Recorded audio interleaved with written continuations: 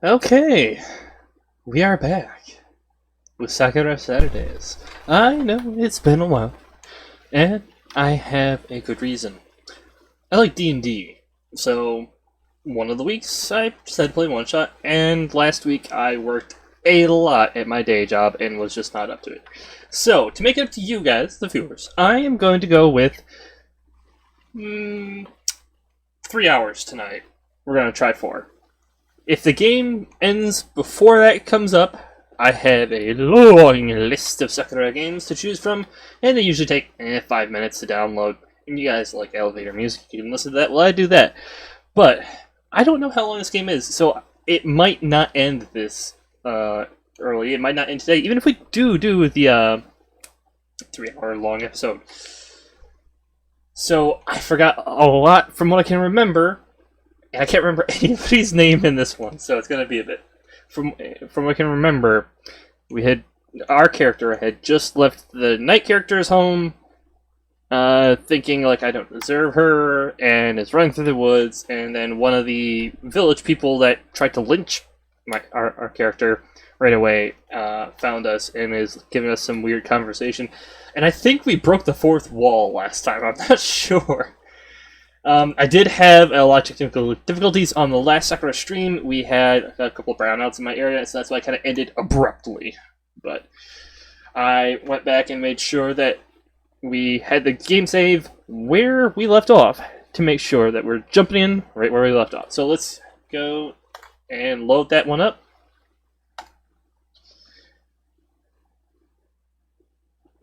Oh, Fallon. Okay, so Fallon is the one from the village.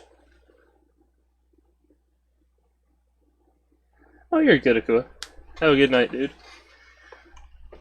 So, I don't know who's voicing this person, but I'm thinking it's probably a villager, which means they get a redneck accent. Fallon, what are you doing? Oh, I thought I told you to leave Mikoto alone. Huh?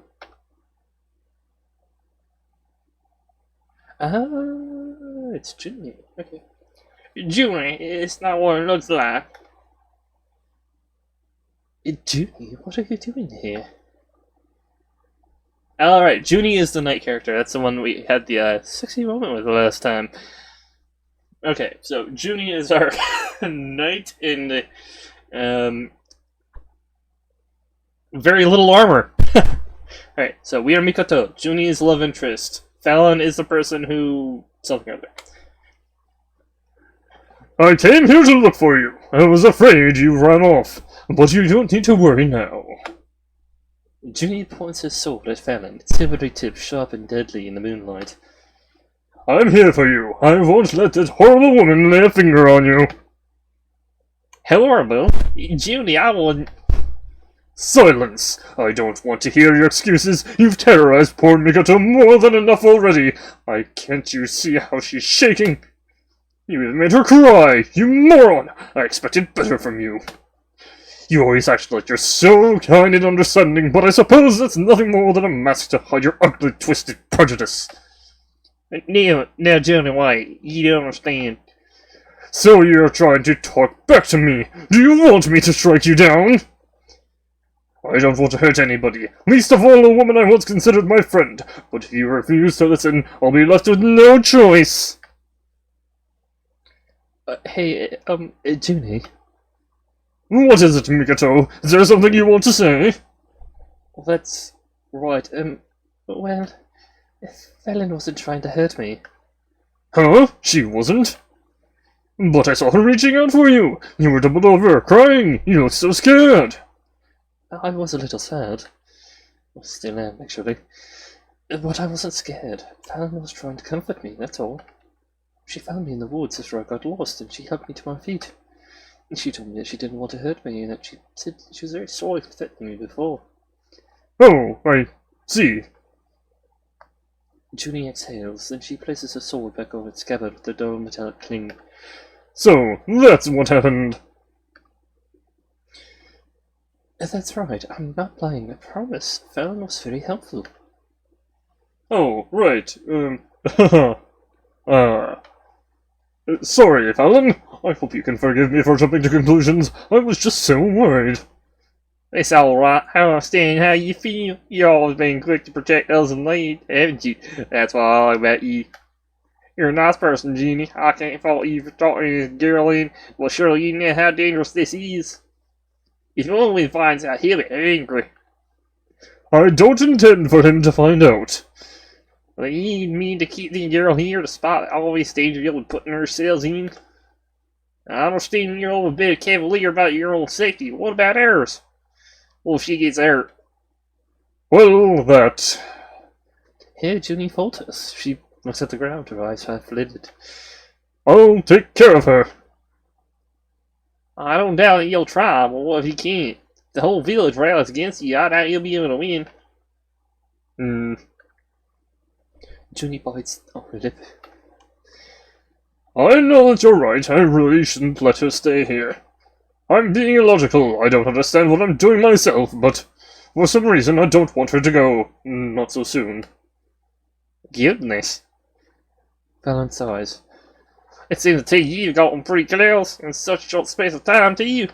I won't ask what you've been doing exactly, but what do you want, Mikita? Can you really stay with June despite the danger you'll inevitably face? Now that's a difficult question. I really have no idea. Can I justify staying in Junie's home and Junie's alive, knowing what I know now? If my presence would put her in danger, surely it'd be better if I went back home. It'd be the best thing to do, but if I return to Yamatai, there's a high chance I'll never see Junie ever again. Our friendship, our relationship, or whatever you want to call it, would be over. What should I do? Oh shit! We got a fucking choice! Honestly, and this is me being, I just noticed that camel toe that Mikita's get going on. My god, that's bad. Sorry. So, it's not selfish to stay. Honestly, it seems like you got a better... It might be dangerous. Yes. But we've just... myself personally, we've had so much more time in the actual village than in Yamatai. And it felt like Mikito was getting smothered there. Like, being babied, being smothered, just sort of being let alone a path. Whereas this way, Mikito can choose for herself what she wants to do. So she goes back to Yamatai. Everybody there is just going to treat her like always, and nothing new is going to happen, and she's going to stay how she is. I feel like it's going to be better to stay with Junie. Also, just for, you know, the romance scenes are probably going to happen more often if I stay with Junie. But that has nothing to do with the main reasons for staying. I just feel in my core we should stay. So that's what I'm going to choose. And I'm going to quick save real quick. I know it sounds selfish, but even if it puts me in danger, even if it puts you in danger, I want to stay here. I don't know why, but I care about you, Junie. I don't want us to ever be parted. No, Mikoto. Junie's eyes soften. A small smile plays about her lips. I don't want us to be parted either.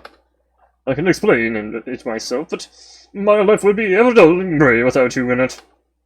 I like you a lot, and I won't let you go now. So saying, Junie gives me into her arms. I rest my head against her soft chest, enveloped by her warmth, kindness, and love. Junie's body really does feel good. It smells good too. She's perfect. She's so perfect.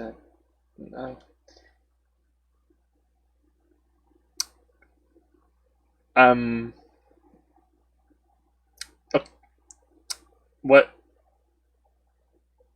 Junie's face, our character's face, and yeah, what the fuck is happening?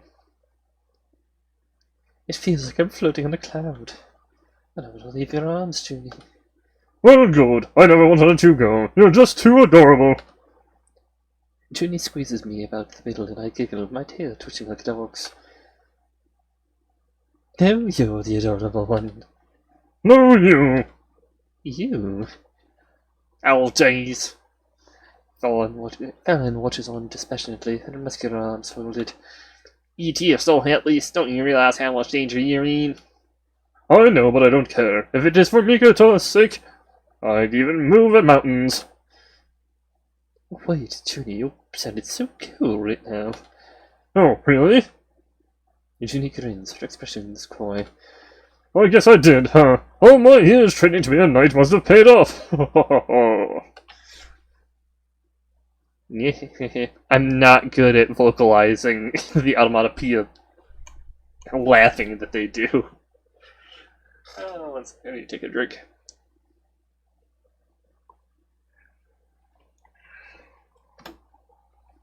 Good grief, give me a break. Fallon shakes her head. Well, don't come crying to me if things don't pan out. I'll give you a fair warning. I'm happy you two like each other so much, but as far as I can see, this is only in tears.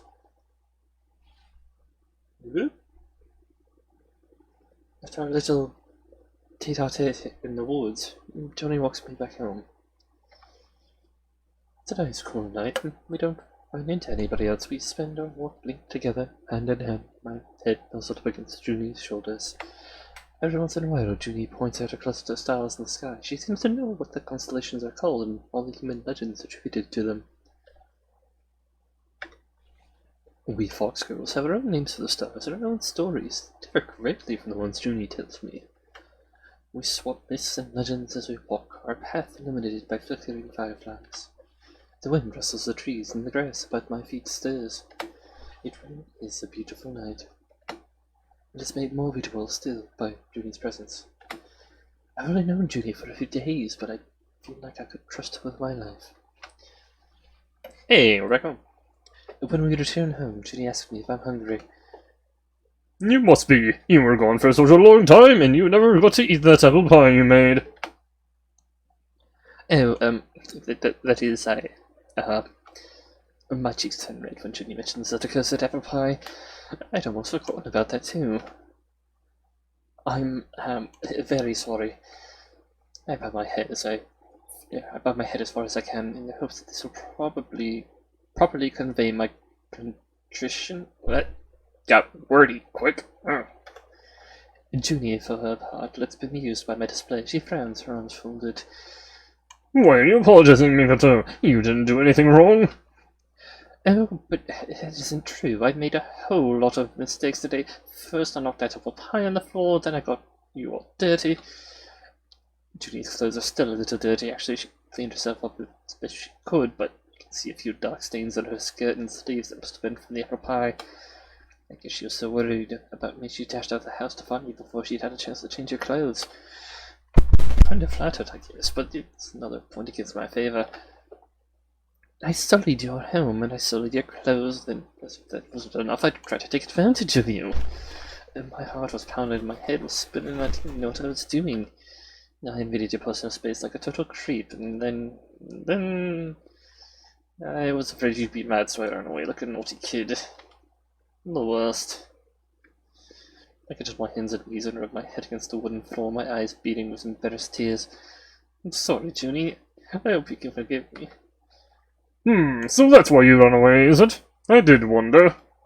I'll admit I was a little upset when you dashed off like that. I ran after you, but I couldn't find you. Then I started to panic. I was afraid you'd gotten hurt and I wouldn't be there to help you. That was scary. I don't think I've ever been more terrified in my life. Junie sniffs. Now it looks like it's her turn to get emotional. Maybe Fallon's right. We really are idiots. Junie, I'm sorry. I didn't want to scare you. I just thought that after what I did, maybe you wanted this space. I was acting pretty weird after all. Yeah, you were. Yeah, I whimper, my head still rubbing against the floorboards. That's right, I'm totally conjugated producers. You are behaving quite strangely, but I didn't hate it, you know. Yeah? I stare up at Junie, eyes wide. Since I'm still prostrated on the floor, I've got a pretty good view of Junie's skirt. Her panties. For a night, they're pretty cute. They're wide and lacy. Parts of them are translucent, the way they cling to her cute, but is quite fetching too. But what am I thinking? No, it's totally not the right time to be gulping at Junie's advice, no matter how adorable it is. Hey, Junie, what do you mean? I mean, Junie's finger. Oh, Junie fingered her hair shyly. I guess that's when you, like, twist your hair. I can't do that, my hair isn't that long. when you press your body against mine. I thought it was weird, but it wasn't bad. I froze up because I was so surprised, but if you ever wanted to be intimate with me again in the future, then, I wouldn't object. Uh-huh. My mouth opens. I try to reply, but no sound comes out. I can't say anything. This is too much for my dumb fox girl brain to handle. Anyway, putting that to one side, I'm not angry, so you don't need to bow to me. If anything, I'm relieved you're alright. Now, won't you stand up? I don't want you to hurt yourself. Oh, right. You're right. I get to my feet, my face flushed, my forehead hurts, and I'm pretty sure I do have a bruise. But if I don't look at it, it's almost like it doesn't exist. That's my handy-dandy solution to all life's little problems. I'm not gonna automatopoeia. Now, Junie looks me up and down, her lips pursed. your clothes have seen better days. They're all muddy. Oh, yeah, you're totally right. I tried to wipe my earthy butt down as best as I could after my embarrassing tumble in the forest, but there's only so much my hands can do. I'm only human after... You know you're not! You're a fox girl. Clutch! Hey, we found one. This has actually been fairly okay written, but this is the first... And it's not even like a typo, it's just a... It's just a mistake in wording. Because technically you're not human, you're a fox girl. Alright, I'll stop. Ah! I should have read ahead. If I was human, I wouldn't have gotten into so many scrapes over the last few days. I can't let you walk around in clothes like that. You might get my hands dirty. It's not like I'm saying this because I want to see your naked body. That's not really the case, but I think you should take your clothes off, Mikoto. I see. You're probably right. There's nothing lewd about this at all, so it's totally fine. I'll take off my clothes. Yes, that's right. You do that. Junie watches, her face pink as I wriggle my way out of my outfit, my clothes fallen in a heap about my feet discarded. I'm only wearing my bra and panties. It's not a particularly cold night, but I feel my flesh standing out on my arms all the same. Goosebumps. Goose flesh? Is that a thing? Is that a colloquial terminology, but that means goosebumps? I don't know. Junie's seen me in my underwear before, but as I expected, this is kinda embarrassing. Oh, I'm sorry. I should have been more considerate. No, it's fine. Don't worry. I'm not upset. Good. I'm glad. Junie sighs, relieved, and rests a hand against her chest. Now that I look at her, she's got pretty big breasts. But no, begone wicked thoughts of mine. I shall not besmirch Junie with my lecherous eyes. Though, come to think of it, she said she didn't mind when I licked that apple pie off her earlier, didn't she? And in that case... I, don't want you to feel embarrassed, so I'll take my clothes off too.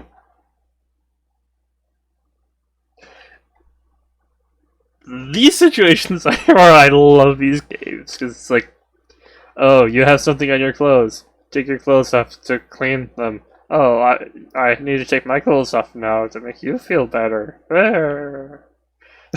This never happens. Not ever. And I love just the bullshit ways that these games come up with these situations. It's hilarious. I mean, I don't have much of a choice. My clothes are dirty too.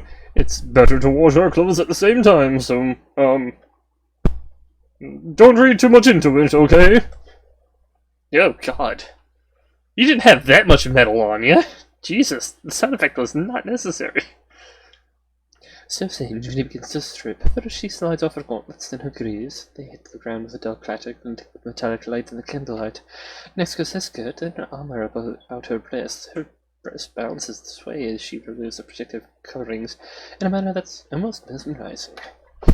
Lastly, Junie shimmers out of her dark bodysuit that clings to her curves. She discards it upon the floor, among the rest of her clothes, are sad and crumpled without a body to warm them.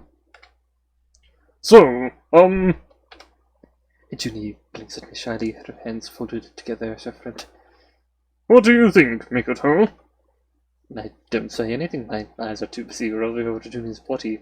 In a delirious trance, I drink in every inch of her body. Her firm, plump thighs, her smooth, firm stomach, her large, round breast. She's cute from head to toe, and as fluffy as a cloud. Her pale skin, dappled here and there with pink, looks incredibly inviting. She isn't covered with stray bits of apple pie anymore, but even so, delicious. Delicious? That's right, you look so cute, Junie. I can't hold back any longer. And then, with a loud squeal, Automata. I throw myself at my adorable new friend. Hey! Hell yeah. Oh my god, these scenes are hilarious. Damn, I just realized, Mikoto got them thick thighs. Just going to quick save. And keep going. Ooh. And Junie whimpers, her eyes wide as her back hits the floor. Our eyes start pushed up close together, soft and warm despite the underwear that conceals our skin. We're so close I can hear Junie's heart beating. Her adorable cheeks heat up, the red bold and bright and delicious on her pale skin. She's so cute, I want to eat her up. Okay. I want to suck on her pink lips, nibble on her cheeks, and, yeah. Oh, crap, I'm getting so excited my tail is starting to shiver. I don't want to do anything against Junie's will, though. I like her a lot, and I can't bear the thought of hurting her. Before I make a move, I need to know if she's alright with all this. If she doesn't like it, I'll stop. Being rejected would hurt, of course, but Junie's happiness is more important than my own pleasure. She's already done so much for me, I owe her at least this much courtesy. Junie? I shift my breast, pressing her firmly against Junie's. It's okay. You said you wouldn't mind if we were more intimate, but did I take things a little too far? I'm an idiot, you see, and I'm super impulsive, so if I'm doing anything wrong, you better tell me. You can scold me if you like, I just want to make you happy. Oh, Mikoto. Junie looks up at me, her eyes are soft and dewy. She seems anxious at first, a little taken aback, but now I think she's grown accustomed to our closeness. Thank you for being so considerate. You really are a sweet girl. I wonder if that's why I feel so drawn to you. Does this mean you're okay with this? Well, I'd be a lie if I said I wasn't a little surprised, but I like your impulsiveness. You make me feel warm and wanted. Even if my head hurts a little. You could have been a bit more gentle, but I like lying together with you and feeling your body against mine. I like you a lot, so don't worry. I'm happy. Junie raises one hand and rests on my scalp. Okay. Her fingers massage the base of my ears, where I'm the most sensitive, and automatopoeia. I squirm, my hips buckling, my tail twitching more than ever before. Yeah? Junie repeats my passionate cry, a tease smiling on her lips. What's this? Oh, I thought you were supposed to be a fox girl, not a cat. I am a fox girl. Every inch of me is pure fox, from my cute ears to my twitchy tail, but when you touch my ears like that, You? What? No, I can't help myself. You're making me feel crazy. Then why don't you give in to your desires? What do you mean? I mean, I'm letting you go crazy. Do whatever you like with me. I don't mind. I don't know why, but I just want to see you smile. Junie, oh, Junie, oh. If you really mean that, then I'm not going to hold back. When are we cutting away? Because this is getting really intimate and kind of awkward for me. Quick save. Okay, please. Okay. Thank you. It's already getting pretty damn lewd. I did not want to keep going with that. Oh man. After that rather intimate encounter, Junie and I fall into bed. We both feel exhausted, and within time we fall fast asleep. My eyelashes mat together, and my breath falls on my lips in soft, steady exhalations. The sheets feel nice and cool against my flushed skin, and I sigh. The last thing I think of before I fall asleep is this. I don't know if I've ever been happier than I am right now.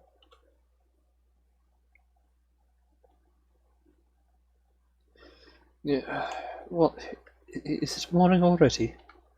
I blink groggy, trying to peer through my mental fog. I feel well rested, but this bed is so warm and cozy I can't quite bring myself to wake up. I want to sleep for just a few minutes longer. Just a few minutes, but something isn't quite right. I can feel a ticklish sensation against my cheek and something warm drapes around my waist. It's almost as though there's somebody else lying in bed with me. What is going on? I yawn, forcing my eyes to focus, and then... Aha! All of a sudden the memories from last night return to me in a downpour. The spilled apple pie, my embarrassed dash through the woods, Junie's embrace, then the feel of her naked skin against mine. After that we...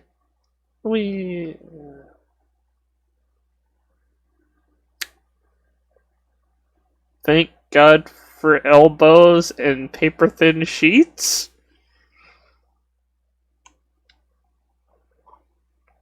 Judy damn fine, though, I'll say that much. We had sex, didn't we? What? Junie blinks at me. Her eyes are half-lidded, and she has to rub residual sleep away from them with her fingertips. When she regains full consciousness, a small smile plays about her lips. Her blue eyes shimmer, and she says, That's a funny way to say good morning. I know, I'm sorry, it's just this was so sudden, now I'm not sure what to feel. Junie surveys me curiously, her brow furrowed. You don't mean to say you don't forget what we did together, did you? I tried to be gentle, but I hope I didn't hurt you, Mikoto. If I went too far, I apologize. Oh, no, don't apologize. I didn't dislike it. In fact, I loved it, but... my face burns. I wonder if my skin feels hot to the touch, scalding Junie's white fingers like a furnace. It's actually kind of embarrassing how much I liked it. My whole mind went wide, and all I could think about was you. Then I guess it's a good thing. That was my first time doing something like that. I'm relieved I'm not too terrible at this. You weren't terrible at all. Being with you was lovely, like a dream. Maybe that's why I feel so funny. It's almost like, well, I stare into Junie's face. Her arms are looped around my waist. Her chest is pushing up against mine. I feel safe and warm in her arms. My heart trembles. I had a pretty sheltered upbringing. I never really had any friends other than Ohana, and she doesn't really count. She's way older than me, and I've always looked up to her, but she isn't a real friend. I don't care about her the same way I care about you. I've always wanted to find somebody I had a special connection with, but I'm the daughter of Yamatai's chief. Everyone always kept their distance. And when I grew up without any apparent magical powers, everyone teased me. It was pretty lonely. Which is why I said we need to check and stay with the hot chick. Have sex with the hot chick. You don't go back to Yamatai where life is shit. No, I choose the right option.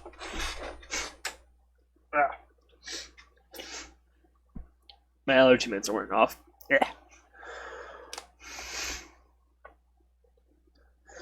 I figured I'd be lonely for the rest of my life. I never thought I'd form a bond with another person this strong, with a human no less. It's a whole lot to take in. My head's still reeling and it doesn't really feel real, but I'm happy, really, and truly. When I'm with you, it's like I've finally found a place where I belong. Oh, Mikoto.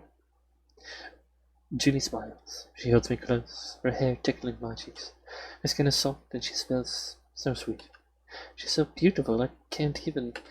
It's hard to believe a woman like this wants to stay with a clumsy scrub of a fox girl like me, but... I like you too. I like you a lot. In a way, it feels like I've been searching for you my whole life. You really do look just like her. What do you... I start to ask, but I'm unable to get the words out. It's because Junie leans in, her fingers threading around my sun-kissed hair, and press a kiss against my lips.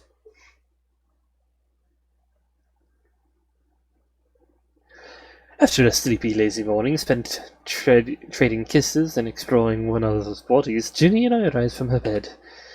We bathe together in a stream outside Junie's home, and then put on our clothes, which are freshly dried in the sun after our exploits the prior day. We eat together at midday in Junie's kitchen, and while away the time we're talking and playing card games. We don't talk about my status as a fugitive, nor what the village chief would do to me if he finds me. That would totally ruin the cozy atmosphere.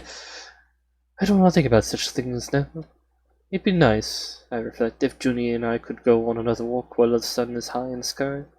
But I'm afraid it'd be too risky. There's a chance that I could run into somebody from one village.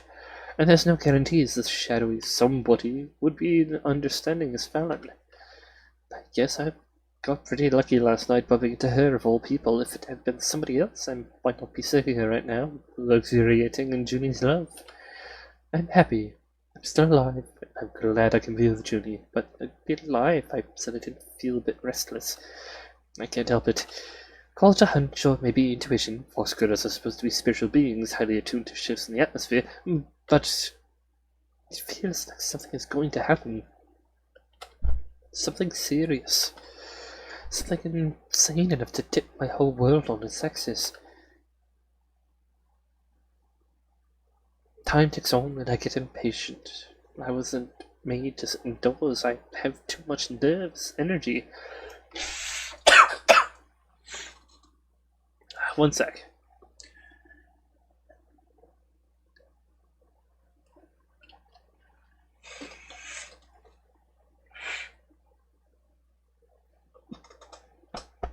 Ugh. Excuse me. I might have to leave and get a antihistamine spray up my nose just for a quick sec if this gets any worse. I shift in my chair, trapping my foot against the floor. Eventually, Junie notices my discomfort and she asks if I want to go for a walk. Yeah, is it really okay? I mean, I try not to let my enthusiasm show on my face, but I don't want Junie to think that I'm bored of her company. I wouldn't mind going out, but are you sure it's safe? I don't want to get in trouble again. It should be fine. Junie glances out of the window. The sun has already set, and the stars are twinkling in the velvet sky. I think most of the villagers will be at the festival grounds dismantling the stalls. They usually do it earlier than this, but after the commotion at the festival, things got held up a little. I flush at this, feeling guilty. I know exactly why the villagers were delayed in dismantling the festival stalls. This is all my fault. Everyone should be busy, so why don't we go for a stroll? We could walk to the meadow again. It looks particularly pretty beneath the moonlight, and I could point out more of the constellations if you like. It'd be better than sitting indoors, wouldn't it? Well, if you don't mind, then... I smile at Junie, my face flushed with happiness. I'd love to go out with you, Junie. It'd be like a date. A date, hmm? Isn't that what lovey-dovey couples do? I guess. Some of the fox girls back in Yamatai, Shizuka, and Shiori in particular, used to talk about going on dates with fox boys from the Yaoi clan. Yayoi? Yayoi? I pronounced that as Yaoi, which is not right. The Yaoi? Yaoi? Yaoi? Yayoi? I'm never gonna get that. That's when I gotta write down real quick for... Oh, that's when I gotta write down for Koretsu.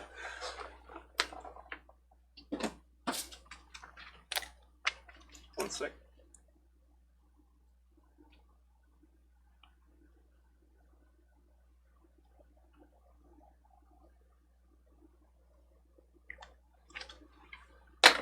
I'm sure it doesn't actually mean anything, but no, I'm never gonna pronounce it correctly. I've never really cared about dating or guys, so their both never bothered me, but the prospect of going out with Junie is making my heart flutter. I guess it's 'cause she's special. I like her a lot, and I think that I'd like to be a lovey-dovey couple with you, if you wouldn't mind. What do you think? Would that be alright? Huh, silly thing, as if you even need to ask. Junie reaches across the table and takes my hands in her. Her eyes are very warm, her lips curved into a sweet smile. I'd love to go on a date with you, Mikoto. I do love you after all. Ah. I stared at Junie, eyes wide, mouth slack. It's amazing what an impact that one word, only a single syllable long, has on my heart. Junie loves me. She really loves me. And maybe it should have been obvious by now after we had sex, but to have it confirmed like that by Junie's own mouth is amazing. This is amazing. Oh, Junie, I love you too.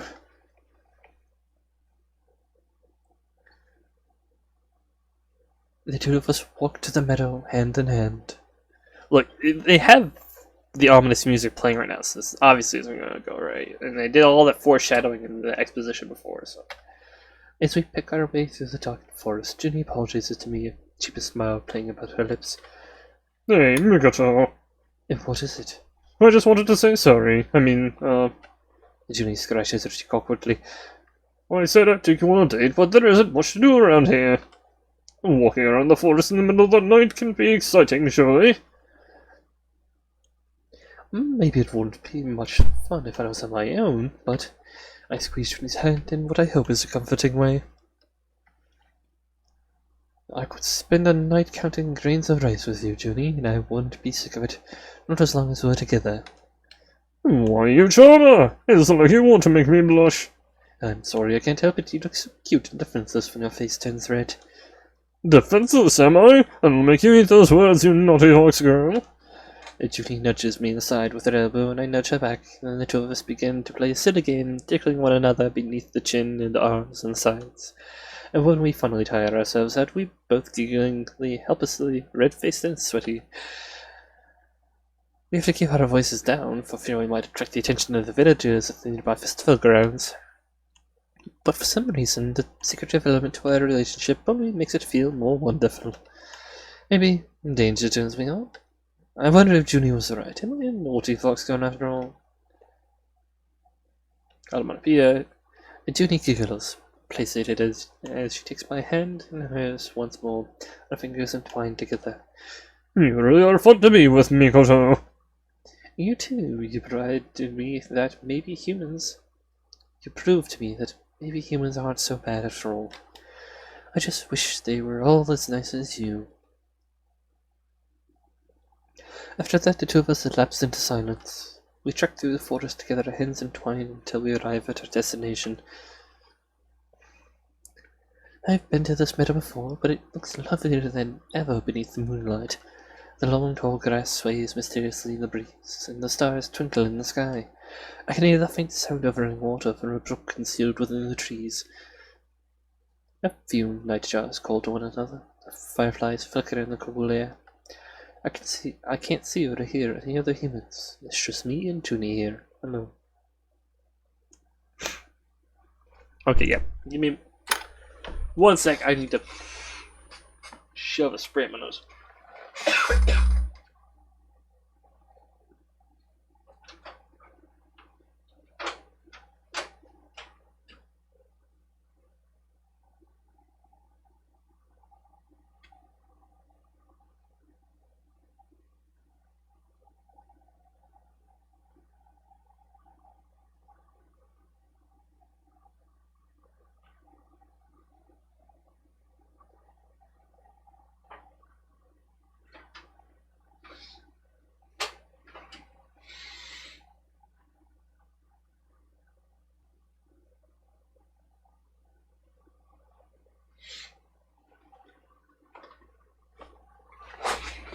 Oh, sorry about that.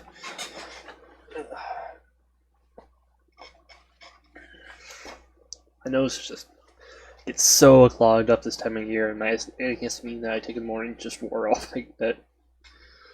Should be good for a while. So, what do you think? Nice, isn't it?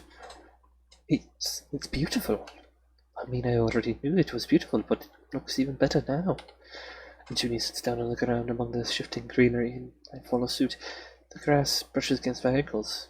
It feels nice and cool, and I sigh. Junie's hand is resting by mine, my fingers brush hers, and our faces turn pink. Well, we've done much, much more than hold hands for the last few days, but this feels even more intimate in a way. Junie begins to tell me a little about the stars while I rest my head on her shoulder. I can feel her warmth against my skin. It's nice. And if you look up there at that bright star, then... Junie's voice washes over me like the ocean waves. My ears flatten against my skull and my tail stills. I don't think I've ever felt more peaceful. Being with Junie is wonderful, but... Hey, Junie. Yes? I was just wondering, why are you so nice to me? Well... Junie frowns. She turns her head away from me, staring up at the night sky. I'm nice to most people. At least I try to be. I don't believe in discriminating against people who look different from me. There's no need for such prejudice, especially when the other party hasn't done anything wrong. I just wanted to give you a chance, and I'm glad I did. You're a lot of fun to be with, and I really like you. When Junie praises me all like that with such open honesty, it's hard for a girl to keep in her head. My face is burning up here. Well, that's very nice of you, but none of the other villagers offered me the same courtesy, except for Fallon, I guess. You were nice to me from the very beginning, though you had no reason to be. Do I need a reason to be kind? Well, no, you've done more for me than anybody should have. You defended me from your whole village, and you let me live with you. If you get found out, you might get in real trouble. I don't know why you've gone so far from me, not when I'm a complete stranger. Being kind is one thing, but did you think you've acted above and beyond your duty? I suppose my actions do seem rather incomprehensible, but... Junie sighs. I couldn't help myself, not when I saw you were in trouble. I would have felt terrible if I had left you on your own, without any allies after all. You really do look like her. My tail twitches. Then I think about it. Junie said something very similar early this morning when we were lying in bed together. She said I looked just like somebody else, but who is this somebody else? I have no idea. This is pretty confusing. Oh, don't worry about it, Mikoto. I'm just being silly. You say that, but... About... How can I let the subject drop now? You keep teasing me about your past, but you're not going on into any of the juicy details. Would you share them with me? I mean... We did have sex together and all. I've been as physically close with you as possible to be, but I want to be close to your heart, too. I want to support you, like you supported me, and I want to know all about you. Mikoto. Junie stares at me, eyes wide. Does this bother you that much? Yes, it does. I want to know. I can be pretty stubborn about this kind of thing. It's okay if you don't want to tell me, but if I'm supposed to look like somebody else, it'd be only fair if I knew what that somebody else was. I don't want to be usurped by memory. Usurped? Junie frowns. You think I was using you as a replacement for this other girl? I don't know what to think, because I don't know who this other girl is. Would you tell me, Junie? Please, please, please. If it turns out Junie has no secret history with Shizuka or Shiori, I'll be crushed. Junie belongs to me, not them. I mean, they don't even have any lines of dialogue. Hey! Fourth line break. They're not even proper characters in this narrative. Yes! Another fourth wall break. Yay. They put those in so casually, too. I love how they just don't give a shit. Even Fallon has more of a presence than them. Well... Junie examines me, her eyebrows knitted, she swallows. She still doesn't look entirely certain, but my passion must have won her over. Eventually, after a long pause, Judy opens her mouth and says, Okay, I'll tell you. I suppose I should have mentioned it earlier, but maybe part of me wanted to believe that you really were her. You look so very similar after all. I was sure you were her when I first saw you, but I guess I was wrong. Judy draws her knees up beneath her chin, then loops her arms about her legs.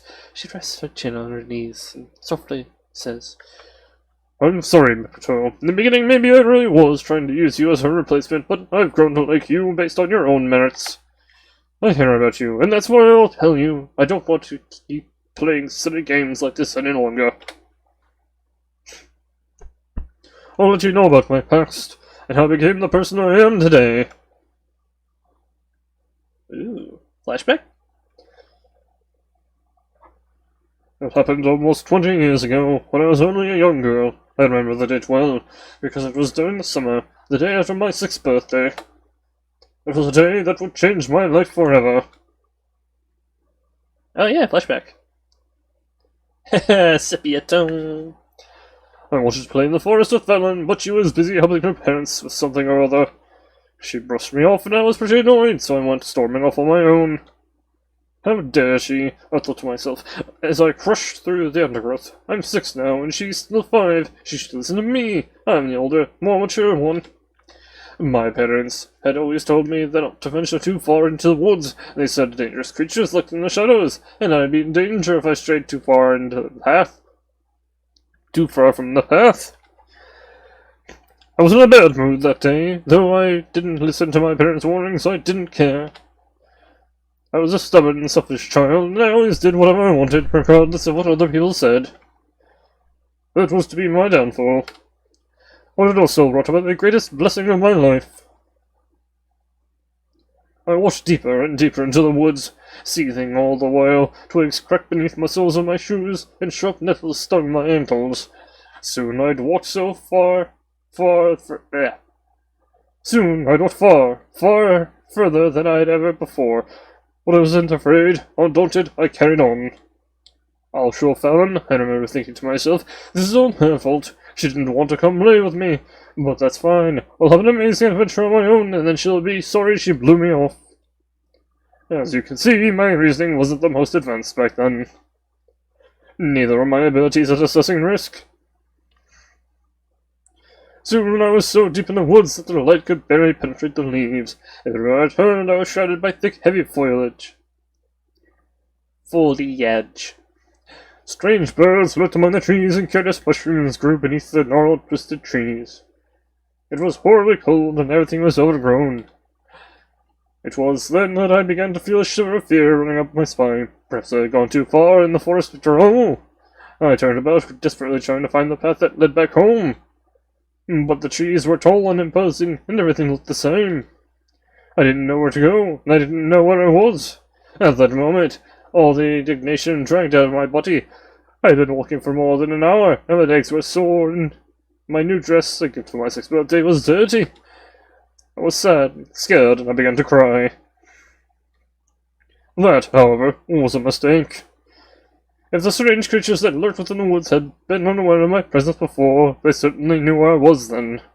I heard a rustle of leaves, something was approaching me, and I was terrified. I turned around, trembling with fright, and then I saw it. A slime. Okay, yeah, D&D shit, okay. If I had been an adult, the mere slime wouldn't have posed much of a threat, as I am now. I can dispatch common enemies like this with little of it. In retrospect, I should have been grateful it wasn't a basilisk or a mandragora. But at the time, I was scared out of my wits. I was only 6 years old. And though I'd felt very strong and mature when I entered the forest, all my bravado had disintegrated. It was then, as I looked at the slime, that I became aware of how very powerless I was.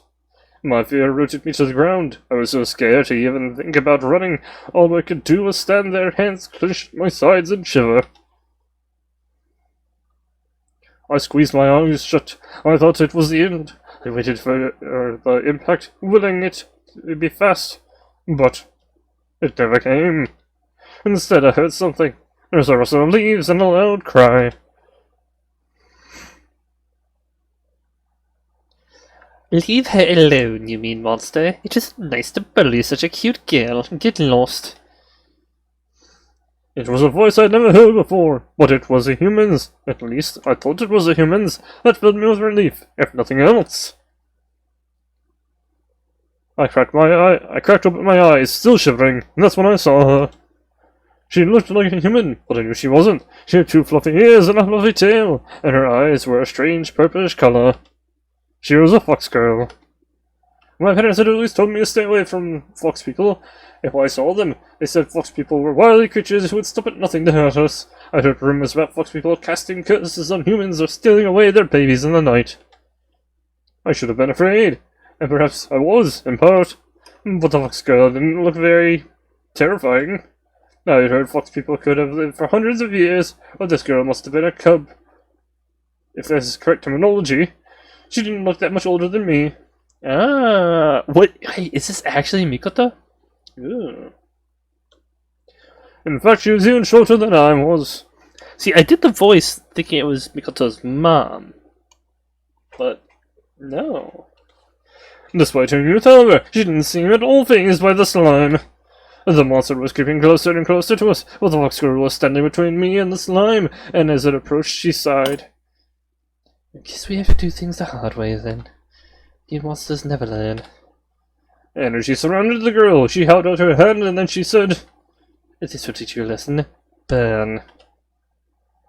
All of a sudden, a burst of flames shot from her hand. The flames singed the slime's skin, if you could call it that, and it slumped, melting like molten candle wax. That should stop it for a while. Let's go. Fast, while it's still reading. The fox girl took my hand. She dashed through the woods.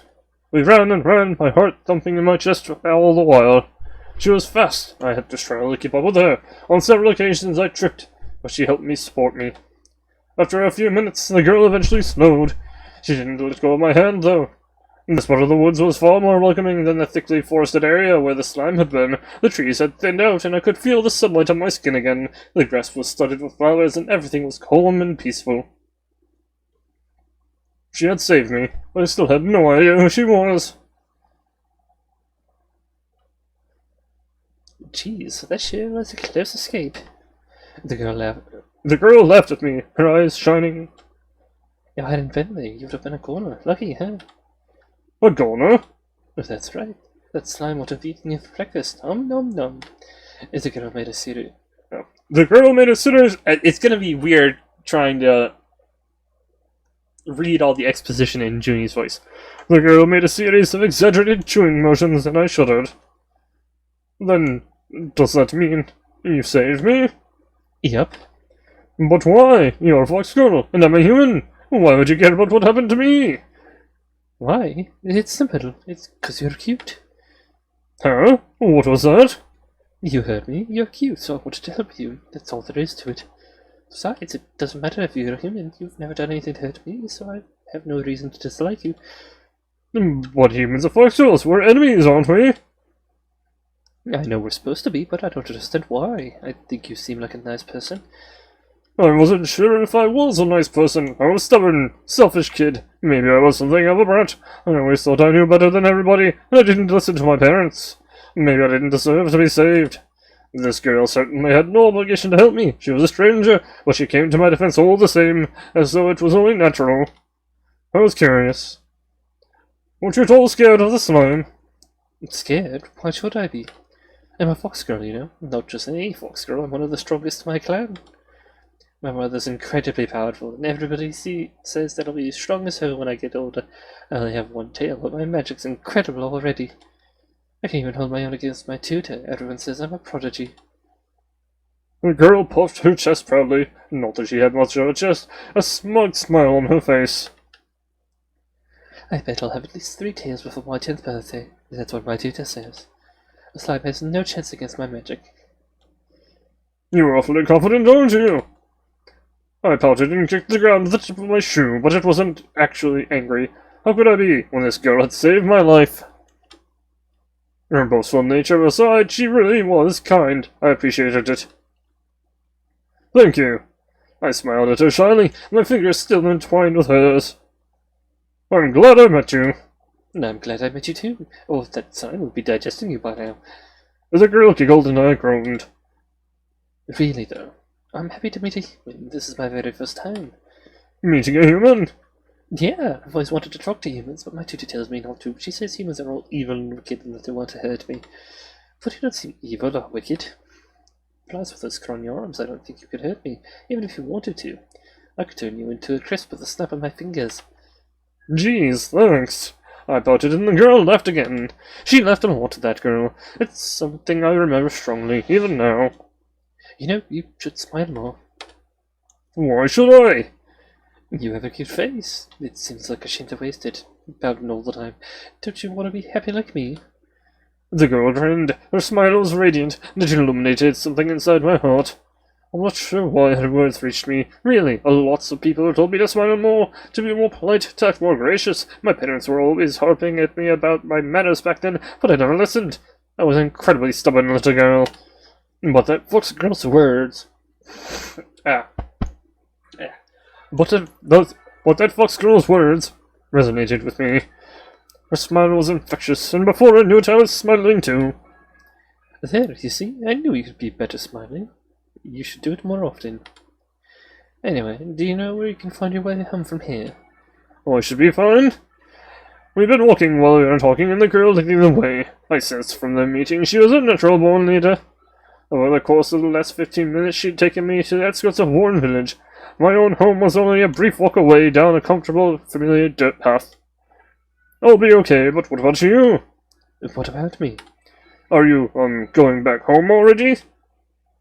If you came back to my house, I could give you something to drink, or maybe a piece of my mother's apple pie. Her cooking is delicious, and I especially love her pie. Oh, apple pie? The girl's eyes lit up, her tail wagging excitable dogs.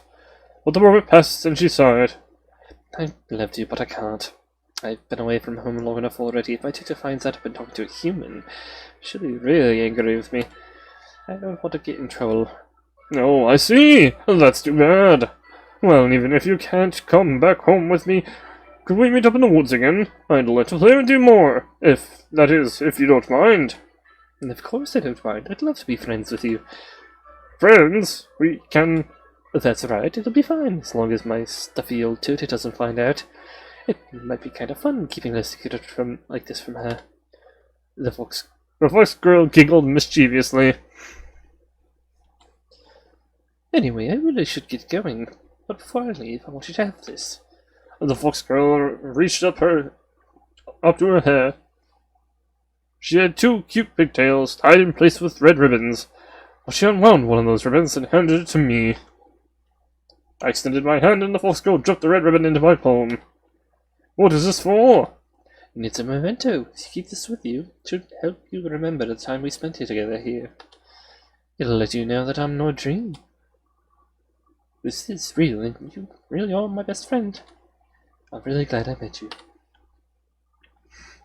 The girl pressed a quick kiss against my cheek, then she turned and ran off, dashing through the trees in a blur. Within seconds, the foliage closed in around her, and I could no longer see her. That was the last time we ever saw her.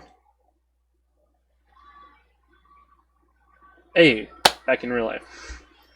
Maybe she forgot about me. She said that we were friends, but I never saw her again. I looked, of course. I went back to the forest dozens and dozens of times, sometimes with Fallon, sometimes on my own. But she never appeared again. Sometimes I wonder if she was a figment of my imagination, but I know that isn't true. She gave me this, after all. Do you need to draw something from her pocket?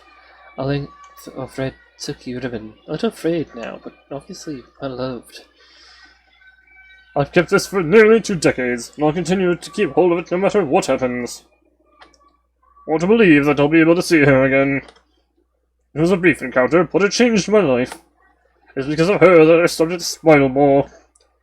And it's because of her that I decided to become a knight, so I can protect people in need. I want to be an admirable person, like she was. And then if I ever do see her again, I'll be able to be proud of my accomplishments, just like she was proud of hers. And that's what I want.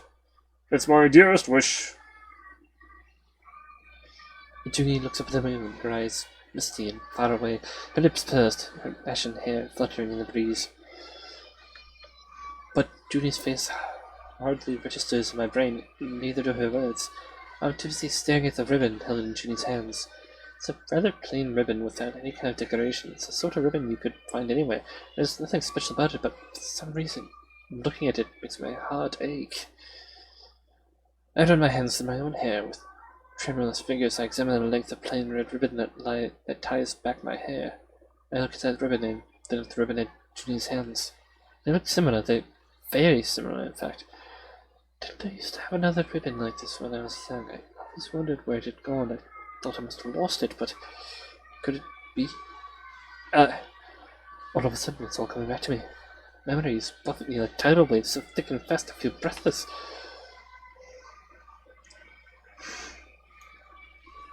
The young blonde girl, the forest, the slime.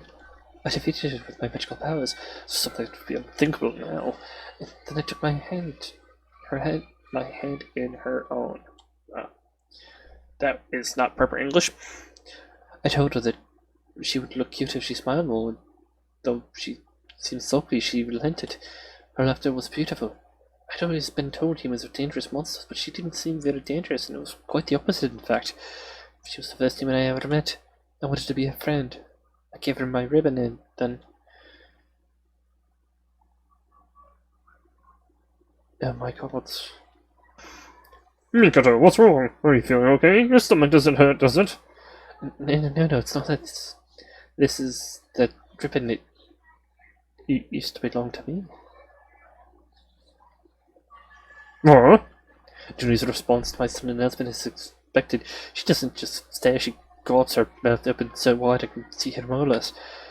But this ribbon, how can it be yours?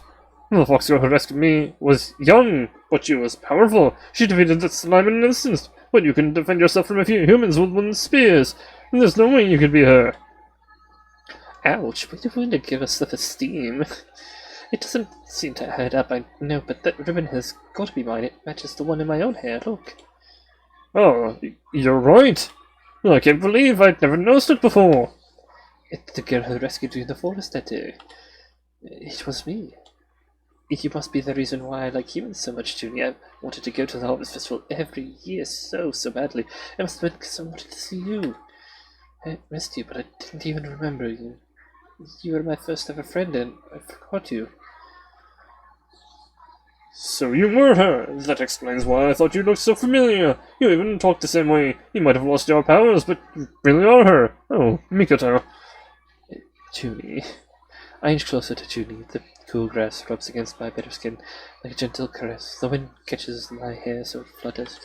Junie's still clutching the ribbon in her hand. It's a symbol of our enduring friendship bequeathed 20 years prior. Junie was my first ever friend. She was dear to me, but I forgot her. I don't know why. But I do know this. Now I've remembered her again. I don't want to leave her side. Not ever. Now I know, without a shadow of a doubt. But I love you. Mikoto, oh Mikoto, I feel the same way. I love you too. But...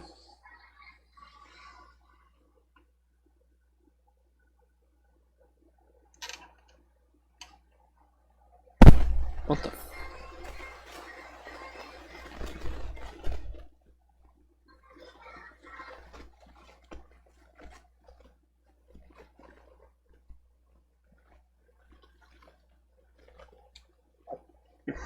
That was friggin' weird. I guess for some reason... One sec, I need to do this.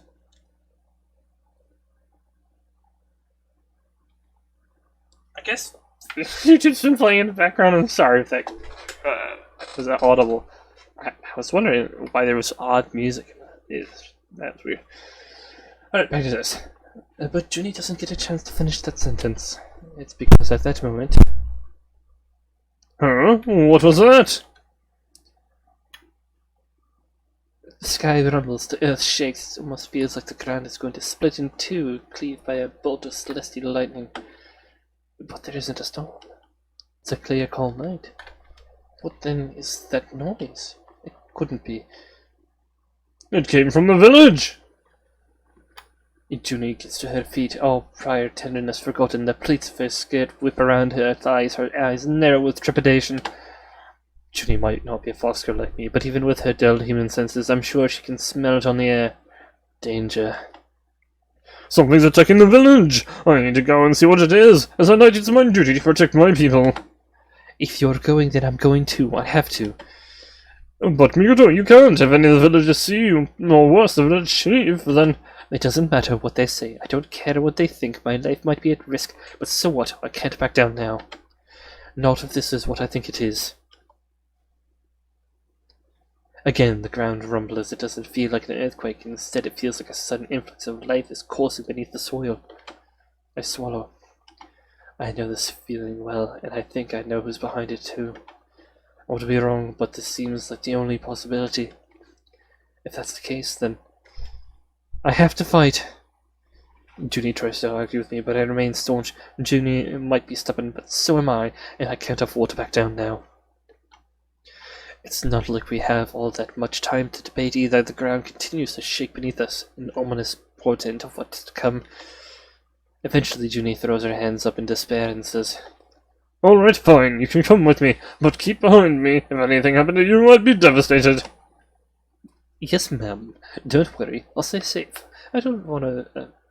I wouldn't want to make you cry, after all. Given your track record for promises, I'm not all that hopeful. Hey, don't hold something I said 20 years ago against me. Besides, I did come back. You're talking to me right now. Well, I can see that, but... Junie's rebuttal is soon cut off by another tremor. This one's even more forceful than before. Junie bites her lips. We don't have much time. Let's go. I'm right behind you. Quick save.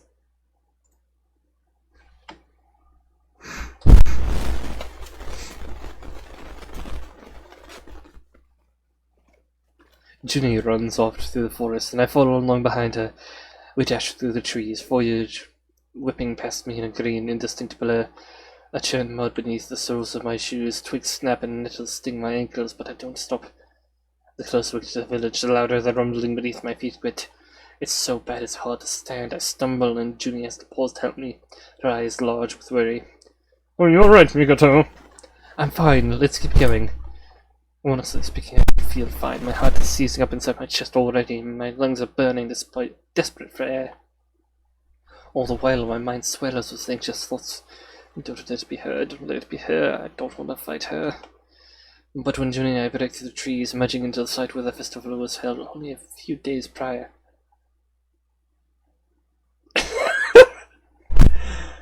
Oh, I forgot I made Ohana sound rushing. Oh, Mikoto. She is the one who greets me. Well, it's so good to see her again. I was worried sick. You really should have warned me before you took off like that, you know. You were very not together. Ohana. My eyes rake over my tutor. She looks much the same as always. Her hair is long, soft pink, and chinless beneath the moonlight. Her expression is gentle, her voice lightly admonishing. But there's a total contrast to the scene of chaos behind her. The festival stalls, once so bright and cheerful, have been completely decimated. Some of the stalls have been reduced to firewood, indiscriminate pieces strewn across the grass. The lanterns have been torn down in a tangle, and bunting has crumpled into the dirt. Thick vines have erupted without rhyme or reason from the ground. Vines wrapped around the stalls that still stand with buckle under their weight. A sign advertising taiyaki is being squeezed in a deadly embrace right before my eyes. And so too is the trough from Junie's stall where I skipped those fish. The festival site, which was once a place of fun and laughter, has been ruined. And that's not the worst of it. Not content to squeeze bits of inanimate wood, various villagers from one village are ensnared among Ohana's pulsating vines. Men and women alike are trapped in this leafy embrace, some of them already unconscious. I can hardly believe it, but... Ohana, did you do this? Well, who else? Ohana's smile doesn't flicker. What does it matter, dear Mikoto? You really don't know what these humans or our silly festivals do. trying to make it be Slavic. I can't. It's going to like Scottish. I have told you time and again, the Siemens are a menace. What?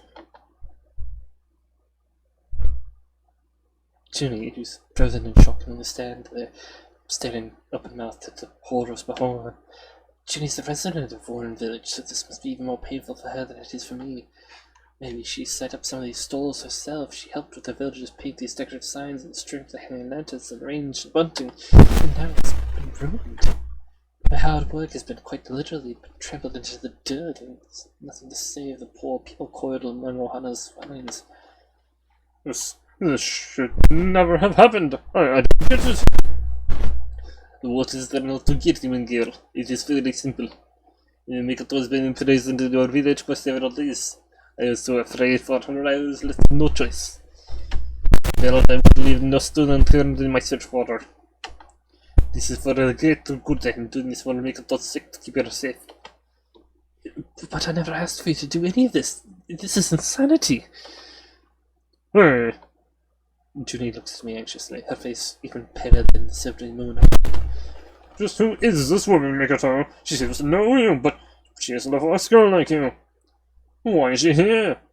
This woman, I grip my teeth together, her fingers... My fingers clench at my sides. She's my tutor, Ohana. Ohana? So this is the tutor you mentioned? That's right, she's always been strict, and I know she doesn't like me mixing with humans, but this is going too far, even for her. I see. So she came here to look for you. I assume so. She must have been searching ever since I went missing, and now she's found me. I can hardly believe it myself, though. You didn't need to do this. These villagers have done nothing to you. Why would you harm them? Oh, you're angry with me. Of course I'm angry with you. I couldn't understand you being disappointed by my actions, but this is completely unacceptable. This is... I glance around, struggling for words. A young boy is ensnared with the vines. He whimpers, evidently in pain. His mother, meanwhile, is slumped forward, unconscious. A man is lying on the floor, unmoving. His clothes are torn, his head lolling. I recognize one of the people trussed by the vines, unconscious. To my alarm, I see it's... Fallon?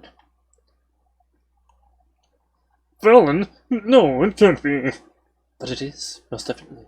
She looks worse for wear. There's a scar on her face and her hair is matted with blood. But through her eyes are closed, she's still breathing, her eyelash trembling in uneasy slumber. Oh, do you know this woman, Mikoto? We've spoken a few times. Yes, at first she threatened me, but over time, she was kind. She helped me. I do not know if I can believe that. Ohana rolls her eyes. When I arrived at this village, the villagers went berserk. They rushed me, weapons thrown, and that woman was the worst of them all. If I lived slightly lower, she might have taken my head off of my shoulders. She's dangerous brute, more of a dog than human, and being crushed to death would be too good demise for her. Fallon, I can't believe it. Junie raises her head, her eyes flashing. How could you do that to Fallon, you bitch? A bitch am I, oh my, did I hit a nerve? You. Junie stares at Ohana on her hands, reach for his sword, her eyes burning. How dare you? So you mean to hurt me too? I see you're cut from the same cloth as all these other humans. You pretend to be sad, but it's all an excuse. You just want to channel your feelings into anger, so you may lash out at the nearest acceptable target. Don't try to pretend your feelings are any more complex than that. Work hard. You humans are nothing more than animals who act on their base impulses. Why, you... I think Junie means to charge it off. I rest a head on Junie's shoulder. Don't, Junie. What, Mikoto? Please, Junie, I only just found you again. I don't want you getting hurt. I... And Junie opens and closes her mouth, metals, before she slides her sword back into its scabbard. Alright then, I'll try to remain calm, but this woman, this bitch, I don't know if I can forgive her. Oh, that is good thing. I don't particularly care about the forgiveness of the humans, isn't it? You are the ones who truly need to apologize. You humans have maltreated nymphs in Fox Girl like for hundreds of years. You drove us out of the forest and you cut down our trees and you ruined our livelihoods. Yeah, she went full Scottish there, damn. I'm not good at holding a Slavic accent. I might just keep her Scottish. Well, I think it is about time you got a taste of your own medicine, girl. Ohana, you can't really mean that. This is monstrous. What you're doing is evil. What feels you would have been doing wrong? It's the humans who imprisoned you here after all. No, they didn't. I came here because you wanted to. Ohana sighs deeply. I just don't understand. Why would you want to come here of all places? Look at it, what a so-called village thief is of your kind. Huh? I glance about the festival as this journey. Takes me a few moments to locate him. There are so many people in pain after all, but... No, not Owen too! There hanging in the air is the village chief. It's hard to see him clearly since he's encased in vines, but his wrinkled face is unmistakable. The village chief, unlike some of the other villages, is still conscious. He glares at me, his face filled with bitter hatred, and spits. I can't believe it, monster. He still laughs at getting revenge. I knew that village girl was bad news.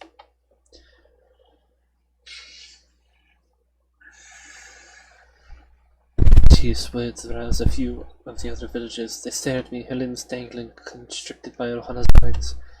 Murmurs fill the air like bee stings. It hurts. The fast girl? Not the violent kid. How the hell she come back alive? We should finish her off with your chance. She's come to destroy our village. No, that's not right. That's not what I want. My eyes dart this way and that, my lower lip trembling. I'm searching for allies, but the captured inhabitants of one village are cold and uncaring. Nobody here will support me. I suppose I should have expected as much. It's because of me that this happened. This is all my fault. That's right. I never wrote of a the village of run away, McDowell. You claim to love humans, but they certainly don't love you. And now you've doomed us all. I really if people will never accept you. I'll lecture you over and over again. What seems my lecture is enough. I hope you come to understand the humans are all wicked, evil creatures, and all whether you respect or attention. Well, even in one day's rattle, you're the best in yourself. The longer stay here, the dirtier it'll become. Also, I'll need to take you back home. I want to pay it for you. You can only be truly happy with me, where you belong. No, that isn't true. And Junie? I stare at Junie, who's been oddly silent during this whole exchange. Junie's shoulders are shaking, her eyelashes shining with tears, but her eyes filled with blazing resolve. Some people in this village may not be accepting of Migato, it's true, but I will still accept her, no matter what. I can't stand here and let you circle too typical and dirty, and I won't let you hurt my people either. As a knight, it's my job to defeat evil creatures like you. Prepare yourself! Junie draws her sword from her scabbard. The sharp blade shimmers ominously in the moonlight.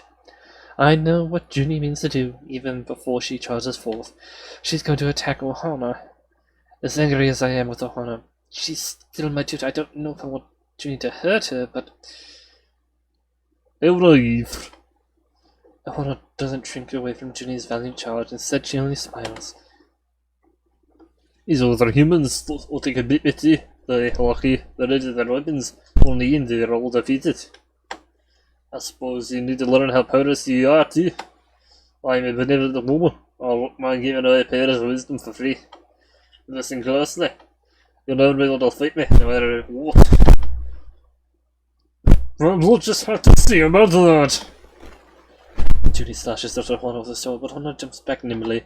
Junie pursues, her eyes burning with righteous anger. She swings the sword into an arc, but Ohana's able to dodge it, always a step out of her range. Junie grinds her teeth together so hard she's in danger of splitting them. Get back here, you coward! I need to repay you for threefold for all the harm you've done to my village. I won't let you get away with this. Oh, you poor thing. Ohana smiles, completely at her leisure as Junie's blows, each one delivered with an intensity I've never seen before, fail to connect. You are spirit beast, but you're you're several centuries too early to even dream of hurting me. Yeah. I'm far older than you can imagine, and much wiser. So you're just an old lady, huh? Then I feel sorry for beating you down. I was always taught to respect my elders, but I was taught to protect those in need too, and I won't rest until I've delivered justice. How charming, but a human you'd rather have adorable, but... Ohana frowns. I've grown tired of indulging. It's time for me to get serious. The ground trembles beneath my feet, louder and stronger than ever before. The reverberations make my teeth chatter. My tail swishes. I've sparred against Ohana dozens of times, but she never used magic quite like this strong before. Ohana was always careful with what lest she hurt me, but I don't think she cares about hurting Junie. To her, Junie's just another human. She's disposable, worthless. Hey, what? Junie, look out behind you! I call after Junie, but it's too late. We're in the middle of a heavy combat, and we get this as a scene. Oh, excuse me. This is just... Okay. A thick pulsating vine erupts from the earth. It winds its way around Junie's waist, her thighs, and her chest, pinning her in the air. Junie's sword falls from her hands seconds before it can strike Ohana down. It hits the grass with a soft bump, rendering her completely helpless. Now she has no way to fight back. She's been ensnared completely. Oh, that's much better. In fact, I was getting a little worried for a few seconds. You saw that sword around like a woman possessed. That was awfully elegant. What it looks like any other bit of rest now. Why, you? Junie squirms against the vines. She tries to break free, but the vines are sensitive and they tighten to her every movement. Ah. Junie gasps in pain. Her eyes swim with angry, defeated tears. The vines creeping along Junie's skin between her cleavage, massage her breasts. I wonder if Ohana was doing this on purpose. I never took her for a sadist. What now to think about it, in the past she used her vines to place me in a lot of compromising positions too. Maybe she likes observing pretty girls trussed up and hopeless. And I can't deny Junie does look pretty old right now, but... Please stop, you're hurting her. I glanced at Ohana, angry but utterly impotent. I don't have a weapon like Junie. I can't use magic. There is no way I can protect her. With want of any way to save my beloved, all I can do is plead. Ohana, please, let her go. So you care about this human girl, do you? Seems like you've grown rather fond of her. What's the year in a few days? Is she the reason you've been here so long, I wonder? Ohana's eyes harden, anger warps her face until it looks almost ugly. Unforgivable. As a mere human should command still and watch your time, Mikado. It's unforgivable. Or to make this hair like pay. Junie cries out in pain as the vines grip her even more firmly. Her body is joisted about, completely helpless. The vines spread Junie's legs apart, massage tight about her waist, like manacles. Junie is being assaulted before my very eyes. Ohana stripped Junie not just of her fighting spirit, but of her pride. I turned my head away, my body trembling. Finally, I tried hardening Ohana's training lessons. I could use just a bit of magic, and I could launch some kind of counterattack. I could singe Ohana's vines to a crisp, and then catch Junie in my arms like a brave knight might. I could stop Ohana. I could save the village. I could save Junie. All these possibilities whirl around inside my head, but I know they're nothing more than desperate dreams. I might have protected Junie from a slime when we were kids, but I have no idea how I did that. Right now, I can't conjure up more than even sparks. I'm so pathetic. As I am right now, I can't do anything. Oh, my poor kid Mikata. Ohana's expression softens. Even in her angered state, it seems like she still has some reasoning left because she sighs. You may not believe me, but I really don't want to hurt you. I'm a pacifist at heart, and I deplore violence for violence sake. Under normal circumstances, I would never attack a human village like this. It is more as I can indiscriminate battles out of force of war and warmongering humans, but I'm not proud of my actions, Victor. What I'm doing is for their sake. I just want you to come home. I'd be a good girl, but return on my side. I'll call off my attack on this village. I want to this fear of humans, or this certainly not, who you seem so inexplicably fond of. If I could, I'd like to crush all their bones to dust. No, you can't. Well, I can't for it. And I do have some stuff that's control. I'll spare her. If I want you to come home with me, I'll keep you good. I swear it. My love. Everyone is smiling, but something about her expression sends a shiver down my spine. I don't trust her. I can't. She might have been my instructor, but she isn't acting at all like the woman I know. But maybe I never really knew Ohana. I thought she was my kind, caring tutor, but perhaps this intense hatred always lurked beneath her smiles. I don't know if I can go back with her, but... Quick save. That's better bit. If I don't, this whole village will be in danger, and Junie too. What should I do?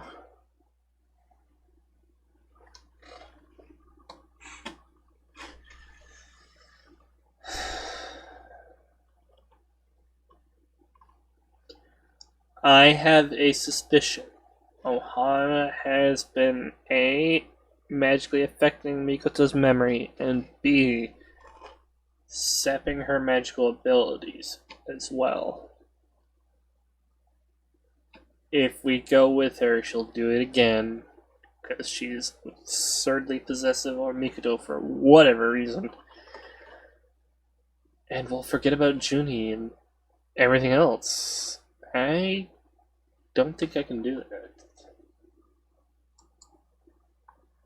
Logically, I know I should bow down to Ohana. There's no way I'll be able to defeat her. She's far, far stronger than I could ever hope to be. I've sparred with her hundreds of times in the past, and every single one of those bouts ended with, without exception, in my defeat. I could never tear down Ohana's vines, no matter how hard I tried. But I can't afford to give up now. Not with Junie's welfare on the line. I'm not going to let Ohana hurt her. I won't let her get away with this. I won't give in. Oh, does that mean you want to fight me? I can't make it there. No, I don't. I don't want to fight you at all. You're my tutor, and I respected you. You're one of my idols, even. But I can't stand by and let you abuse these humans like this. It just isn't right. Oh dear. Ohana shakes her head. You've always been impulsive, Mikita. But I never thought you'd be this foolish. I'm not bluffing, you know. If you don't come back to me, I'm tie with me. You'll like this girl and that girl. I won't hesitate. You don't care about it at all. I bite my lower lip and look back at Junie. She's still suspended in the air, wrapped around Ohana's vines. It'd be easy for Ohana to crush Junie. Ohana's strong enough, I know that better than anybody, having been on the receiving end of her attacks so often. I don't want Junie to suffer, but... I'll be okay, Mikoto. You need to do what's right. Don't listen to that wicked woman. Don't back down now. It's okay, Junie. Don't worry. I'll protect you once before. When that's time, and I can do it again. I'll save you. I'll save the residents of Warren Village. After everything that's happened. I glare at Ohana, my eyes dripping with hatred. Do you really think I'd go back with you? You're the worst. Oh, Mikoto, you're wanting to wound me. Can't you see that I'm only doing this for her sake, as your tutor? I just want you to be happy. I love you. No, you don't. If you loved me, you wouldn't take such diligence, such delight in causing me pain. You don't love me at all. You just want to control me. You've had me wrapped around your finger your whole life. My whole life, not your whole life. But I won't let you get the better of me now. Well, I see. You really do mean to fight. This is quite a burden. All I can't say it's entirely unexpected. You've always been so brash, Mikoto. Well, it's part of your term. That's why I like you so much. All I can't see is your poor behaviour. I'll drag you back to your one time by your tail of after, and then I'll make you forget everything about that human girl. As if you could, I won't let you. The ground trembles beneath my feet. I know from experience that Ohana means to ensnare me in more vines, but I can't let her. I refuse. I dash away just in time. The ground beneath my feet heals. The ground beneath my left heel splits apart, and a vine surges forth from the ground. The vine tries to coil around me, but I'm too quick. I won't let it catch me. Oh, so you learned a few tricks during your time in Lone Village, have you? That's right. Junie trained me while I was here. She helped me hone my reflexes. I'm stronger than I was before, thanks to her, and you won't be able to best me. What about climb? Ohana idly toys with the strand of her pink hair. She looks almost bored, like a mother waiting for a young child to finish with a temper tantrum. You forget me, though. I was your little girl. We fought together numerous times. Nobody knows your powers better than I do, or your limitations. You might have learned from me one or two tricks back in the... But the days you spent with this human girl can't compare to the years you spent with me. So like this. More vines split the earth around me. I'm able to dodge them, but the vine catches my cheek, drawing blood. It stings. I gasp. I almost lose my footing. Here. A vine emerges directly behind me. It tangles around my legs, tripping me. I fall over backwards. My head hits the ground, and a burst of pain cleaves my skull in half. It hurts. I lie there winded, but I know I can't afford to remain inert. If I don't start moving, more vines will wrap around me. It'll be the end. I pull myself upright, then claw at the vines with my bare hands. It's thick and I can't tear it apart with brute force. I'm not strong enough. Only I could use magic, but I've always been terrible with spells. All I can create are embers. I'm 25 years old, but I only have one tail as a fox girl. I'm a disappointment. Damn it!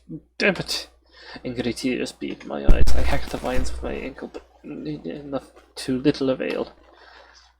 I can't get free, and now even more vines are splitting the earth around me. Soon they surround me in a circle, preventing escape from any direction. I'm trapped. If one's trying to break you out of this cage, we'll keep making it up. We're all here to help you nothing but not like that scared cub. It's a pity, really. Ona's eyes, I can see her beyond the cage of vines that holds me, or at least sliver of her. Ona's hair dances no end. Her expression is archly amused, as though she knew this would always happen. She never had any faith in me. She knows better than anybody how weak I am. You used to be strong when you were younger. You knew something of a child prodigy. One I imagine for me because it's daughter. They were unexpected great things for me, but they had to go and make friends with the human. Huh? You mean you knew that I met Junie as a kid? Of course I do. As your tutor, it's my job to know everything. I followed you into the wolves that day all those years ago. I saw you meet the human kid with the blonde hair. The boy looks remarkably late in night in my clutches. I should have killed that human girl the moment I laid eyes on her, but all the needless bloodshed. I don't want to such cruelty was unnecessary. I don't need to kill her. I only need to ensure you'll never try to meet her again. And that you have no memory of your encounter with her. What? I stared so helpless through the cage of vines which wrapped around my body. It would just take position. Ugh. Sorry. I already knew where the story's going. My mind has made the logical leap to the only possible conclusion. But I don't want you to believe it. Oh no, you didn't. You're not the one who erased my memories, are you? Indeed I am. I had no other choice. I didn't want to meet that human girl again. Humans are our enemies. I had to delude the nations of cross-species friendship before they got hit. Is there anything for your sake, make it a more powers and more potent than I even imagined. Your memory's alright, why didn't so? You lost most of your powers. It's all because of this girl. If you hadn't met her, you would be the incredible fox girl you was meant to be. You might have 3 or 4 tails by now. Well, this girl hampered your growth. She destroyed you, and now I will destroy her. I'll get rid of her. Well, don't worry, I'll love you too much to let you cry. I keep making her. I'll kiss away the tears one by one, and I'll erase this girl from your memories once more. Then you won't be so. And you won't have to be sad. We can be together, uninterrupted for the rest of our lives. As if I'd want to be with you. After hearing that, you're insane. Let me go. I'm sorry, Mikado, I can't do that. It's for your own good. I love you far too much. Ohana raised her hands and then she forms a fist in the air. All of a sudden the vines around Junie tighten. They dig into her flesh, forcing a pained grasp on my mouth. Junie's face is turning blue. She can't breathe. If this keeps up, she'll die. She'll really, truly die, and I won't be able to save her. Damn it! Tears sting my eyes. My whole body shudders. I need to help Junie and to save her. I need to rescue her, like she rescued me from the angry villagers during the night of the festival. I care about her. I like her. I won't let you hurt the woman I love. Take this! I extend my own hand, and then... Fuck yeah!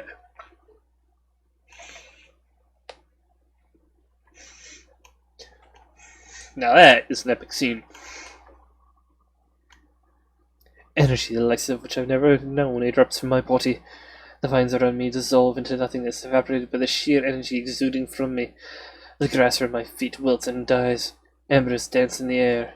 I can smell something raw and sulphuric, like a raging forest fire. Have I really regained my lost magic?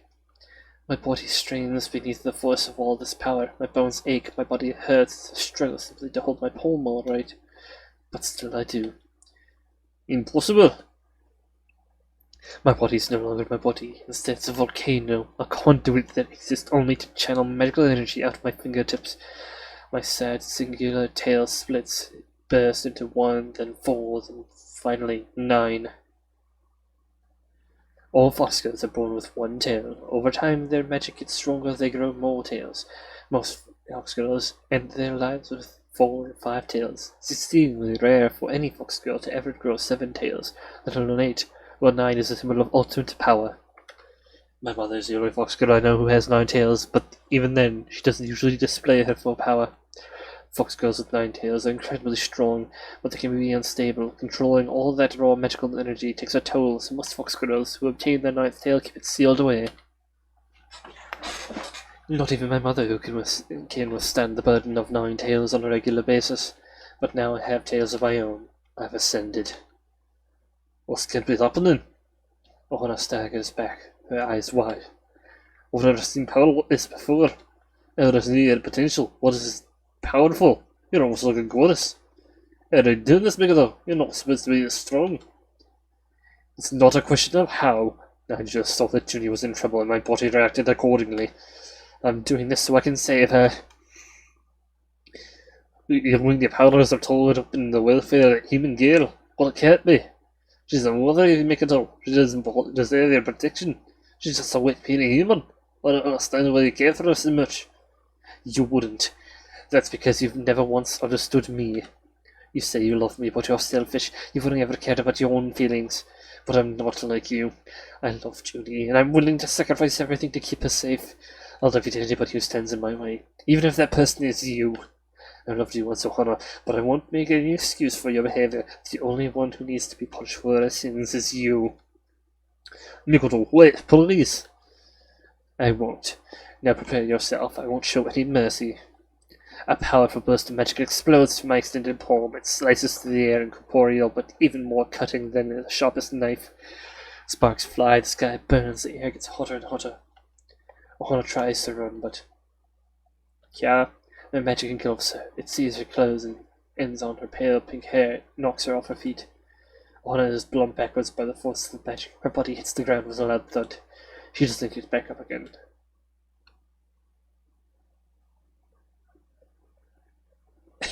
Wow. I guess she's a nymph. Whatever. Knuckles, Billy. Ohana lies on the ground, her clothes torn, skin marked with cuts and bruises from the sheer force of my magical blast.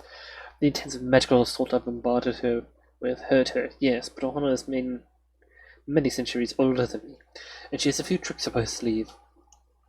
She was able to neutralize much of the magical attack before it hit her. She's still alive, but I don't think she has enough power to keep fighting. She looks completely drained. Look at you. You really have changed the last 3 days. You're almost unrecognizable. Why do I only have 1 tail in this image? I should have 9. Okay. Oh, do you think so? Well, that's right.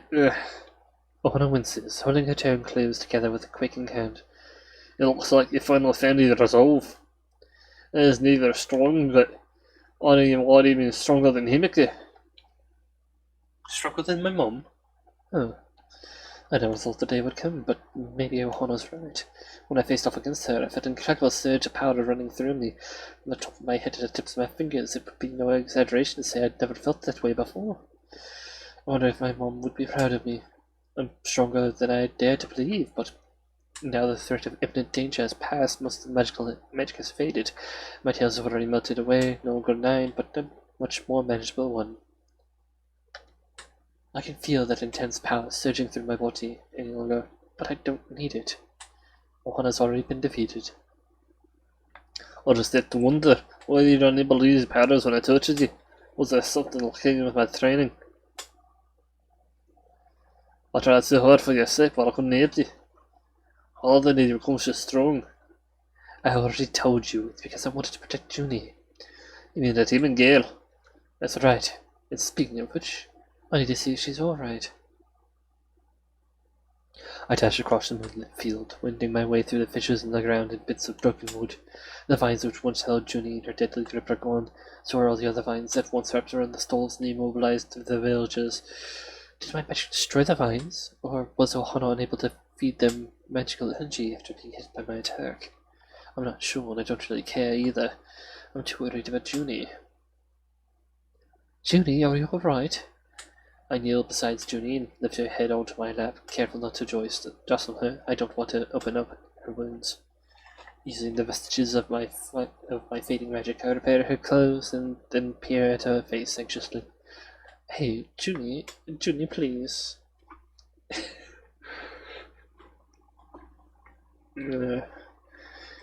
Junie stirs, her head still resting upon my thighs. Her pale eyelashes tremble as she looks up at me, exhausted, yes, but not overcome. She's still alive. Oh, Junie, thank goodness. I was starting to think you'd never open your eyes. And if that happened, all this would have been for nothing. I don't know what I would have done. It's alright, It's alright, Mikoto. It'll be fine. Tonight I've suffered more serious scrapes than this.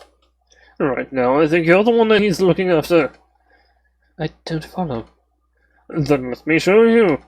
And Junie brushes my hands away, then rises. She takes a seat beside me, nestled among the singed grass, and then leans in. She's so close, our faces are almost touching. Hey, Junie, what are you... My voice breaks off, as without any warning, Junie reaches out with one hand and wipes her fingers beneath my eyes. Here, take a look at this.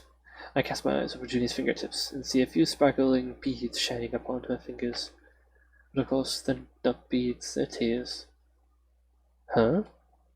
I sniffle, wiping my eyes with my own hands. Why am I crying? I don't get it. I should be happy. I am happy. I'm so relieved that you're alright, Junie. Then maybe they're tears of happiness. I think so. Yes. It's strange, though. I never thought you were a crybaby. A crybaby? My face burns red and I pout. I am not. I'm the future chief of the Yamatai Fox Girls, and my mother is Himiko. I can't be a crybaby. Besides, in case you don't remember, you were the one who was crying when I found you. If it wasn't for me, you would have been eaten by a slime, remember? Oh yes, I remember. I was grateful to you back then, and I still am now. I'm more grateful than you could ever know. I'm so glad that I found you again, Mikoto. You really are my dearest, most precious friend. Junie, I should be happy, and I am, but my head's all messed up and I can't keep my emotions under control. My eyes prickle with tears and I sniff, trying to wipe them away before Junie can see, but it's too late. I'm just so relieved. I've always been useless, but I'm glad in the end I was able to protect the person I love. So you care a little about Junie like much? I thought I was pissing infatuation for all I understand. Ohana pulls herself upright and on steady legs, uses what little remains of her magic to fix her clothes. Then she surveys me, eyes narrowed in the dark. Your logic is wireless. You attacked. You couldn't use it because you had no reason to. You're only able to command your fearsome powers when this human is in danger. You're up against me for her sake. She is a source of new abilities. She must be dearer to you than I ever imagined. But of course she is. Junie is the first friend I ever made, and she means much much more to me than you. Ohana winces, her lower lip trembling. I don't mean that, do you, Mikata? After all I've done for you. Oh yes, I'm super happy that you wiped my memories of my best friend. I forgot about Judy because of you. What it for your benefit, Mikata? Please try to understand. Did you heck, you're just saying that to sound good. This whole thing was never about me. You're a monster. How cruel is to be called a monster by my own apprentice. Whenever I wanted to hit you, Mikata, or just want to bring you back to the forest with me where you'd be safe. As if. I've been safe with you for most of my life, and I'm sick of it. I'm old enough to know what I want, and I want to stay with Junie. So you mean to turn your back on me? That's right. You've done nothing to deserve my sympathy. In fact, all I feel towards you now is disgust. For a powerful nymph, you're a lot more pathetic than I thought. Pathetic? Ohana grimaces. I'm I'd rather pathetic right now. I don't want to see this summary you make to what? I suppose you're right. When you hit this human girl, I was afraid she would place you away from your toy, away from me. You've always been so rebellious, even when you were like a girl. I thought it was an endearing personality trait. I'm not teaching you your door, but I didn't want to leave. Your mother, Unicorn, trusted me to look after you. I know she would never forgive me for letting you leave my toy with a human all this. I would never forgive myself either. I was worried about your safety. But no. Ohana shakes her head. It was more than that. It was because I was selfish. I never should have taken your moments away from you. It was a pitiful, cowardly action, inflicting on any social myself. I lived many more centuries, and I should have known better. I acted rationally, spurred on by my own fears, and I should have close to look at you now and feel. Yeah, I fucked that one all the way up. No poor excuse for the duty. Perhaps Himiko made a blunt mistake when she appointed me to watch over you. I've done nothing but cause you suffering, but I must apologise. Well, I was ready to make amends for my sins. Or should there's something I can do to apologise, but I'm afraid it's too late. Or does it want to hate me? No, I did the wrong, I really love you. I bite my lip, unsure what to say. If you give me the option, I'm gonna say fuck off. Of course I'm angry. I trusted her with my life and she betrayed me. I thought I could rely on her, but she's just as self-serving as everybody else. I can't respect her like I used to. But do I hate her? I don't know. What should I do now?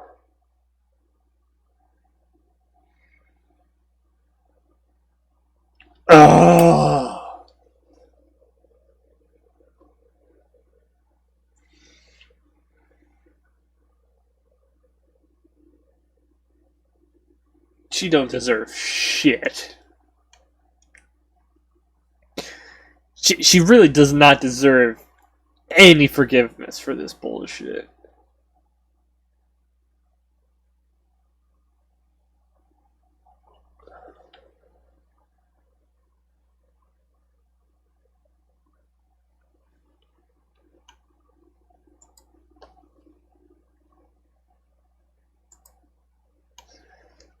You guys didn't see anything. I think about it for a long time, but I just can't bring myself to forgive her. Ohana manipulated me for most of my life. She erased my memories of my first ever friend. She lied to me and that she tried to hurt Junie. She tried to kill her. No matter how pitiful Ohana looks, no matter how many tears she sheds, I can't forgive her. My heart just isn't that big. I'm sorry, Ohana. I'm sure you think you did the right thing, but I can't accept that. You've dominated my life for far too long. I'm not a child any longer. No matter what you think, and I'm going to make my own decisions from now on. I want to stay with Junie in Warren Village. I no longer want to see you again. Not ever. I can see how it is. I can understand why you feel that way, Maida. The way I acted really wasn't excusable. I won't try to force you to come back with me. I can see that I've already stole your respect, begging for your favour or willing to mean me. I won't let myself fall that far. I love you, well there's no right to do so. It was my job to train you, not hold you away from your tie. Chris did from the real world. I failed my duty as a treaty, and as such, I have no right to tell you what to do. Your mother will surely scold me when she learns what has happened. I will vanish from your tie myself in disgrace, but no matter what she does, you won't hurt me. Nothing else more than knowing I failed you. Oh no. I bite my lower lip. I feel my resolve swaying just a bit, but I know I can't afford to show Hannah any mercy.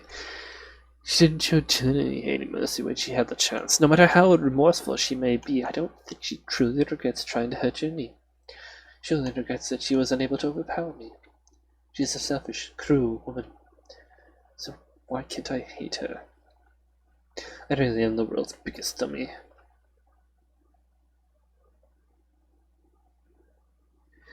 Ohana proves as good as her word. She leaves Warren Village without a backwards glance. But before she does, she uses her magic to right the wrongs she wrought. She fixes the fissures in the ground from which the vine sprung, and she repairs the wooden stalls that were damaged during her attack. Now the festival looks as much as it did on the fateful day I arrived here. So I guess that's the end of that. Dawn is gone now. That might be the last time I ever see her. Mikoto! Junie, who's recovered somewhat after being caught in Ohana's vines, approaches me. She rests one hand against my shoulder, then looks at me with concerned eyes. Are you alright? I'm fine. I turn and smile at Junie, my fingers in hers as I clasp her hand, holding her close. It stings a little, of course, but I think this is necessary. Ohana has controlled my life for far too long. She made all my decisions for me, but I'm not a little girl anymore. I don't need to rely on her. My true powers have finally awakened, and I have my memories too. I know that I love you, and I want to stay with you. So you'd turn your back on your clan? Your people? For my sake? I would. It was an easy decision to make, I mean. I smile, a touch abashed. I never had any real friends in Yamatai. When I was younger, my fellow fox girls were envious of my powers. And when I got older and lost them, they mocked me for my weakness. I was hopelessly lonely, and I always longed for a friend, not a tutor like Ohana, but an equal. Now I found you. It would be silly to let go. And you say that? But would your mother really allow that? You're the daughter of your clan leader, right? Aren't you supposed to rule your clan in her place? That's a general idea, but I think my mom's already lost all hope in me. She hardly ever spoke to me, even when I was young and high. I doubt she'd be prepared to wage war on humans of Warren Village to get me back. She'd probably appoint another fox girl as the future leader in my place, maybe Shizuka or Chiori. I bet they'd love that. Shizuka was forever boasting that she would make a better leader than I would. She was probably right too. Shizuka might have a nasty personality. She's such a wanton gossip, but she's undoubtedly strong. She's decisive too.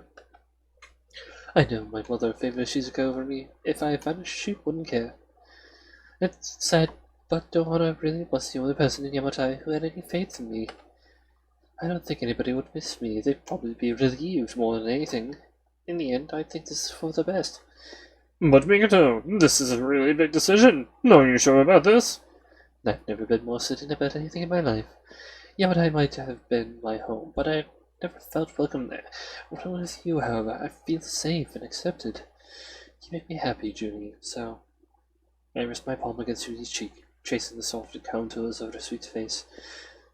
Would you let me make my new home with you? Mikoto, oh, Mikoto. There's nothing that would make me happier. And with this declaration, Junie winds her arms around me. Her lips meet my own, soft and sweet. Her tongue slides into my mouth. My heart flutters in my chest like a captive butterfly. Despite my grandiose words, I did feel a little sad about saying farewell to Ohana, but this kiss with Junie reconfirms all my feelings. I want to stay with her. This is where I really belong. I love her, and I'm willing to weather any hardships if I can stay by her side. I'll do whatever it takes. I'll please get a room, you two.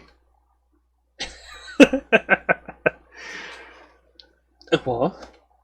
I jump away from Junie, my face burning. Slowly I turn my head to see Fallon standing there, a little scuffed and aware, but not particularly injured.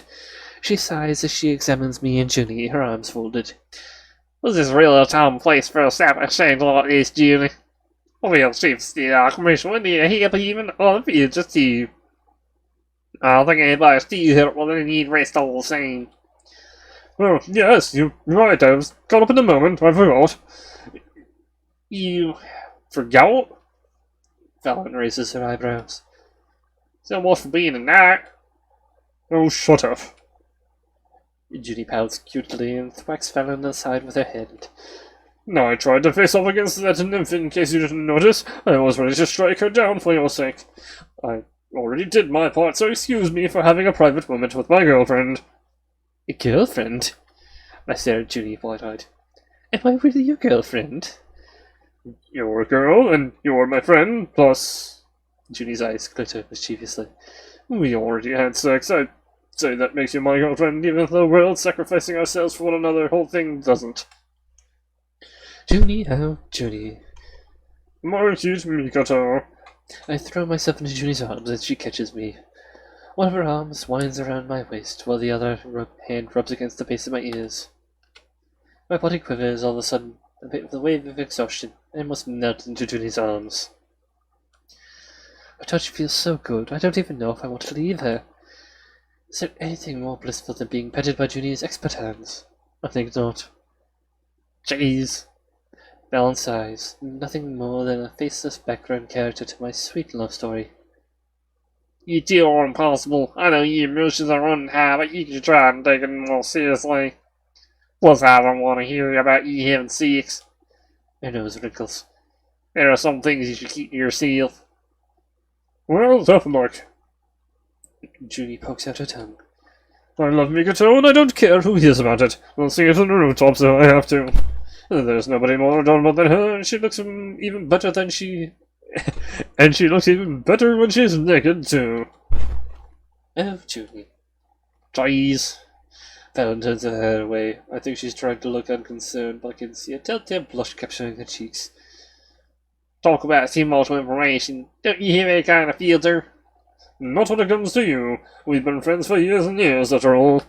You're the only person I can boast to about my cute girlfriend, and I intend to boast as much as I want. How shameless. A heavy sigh.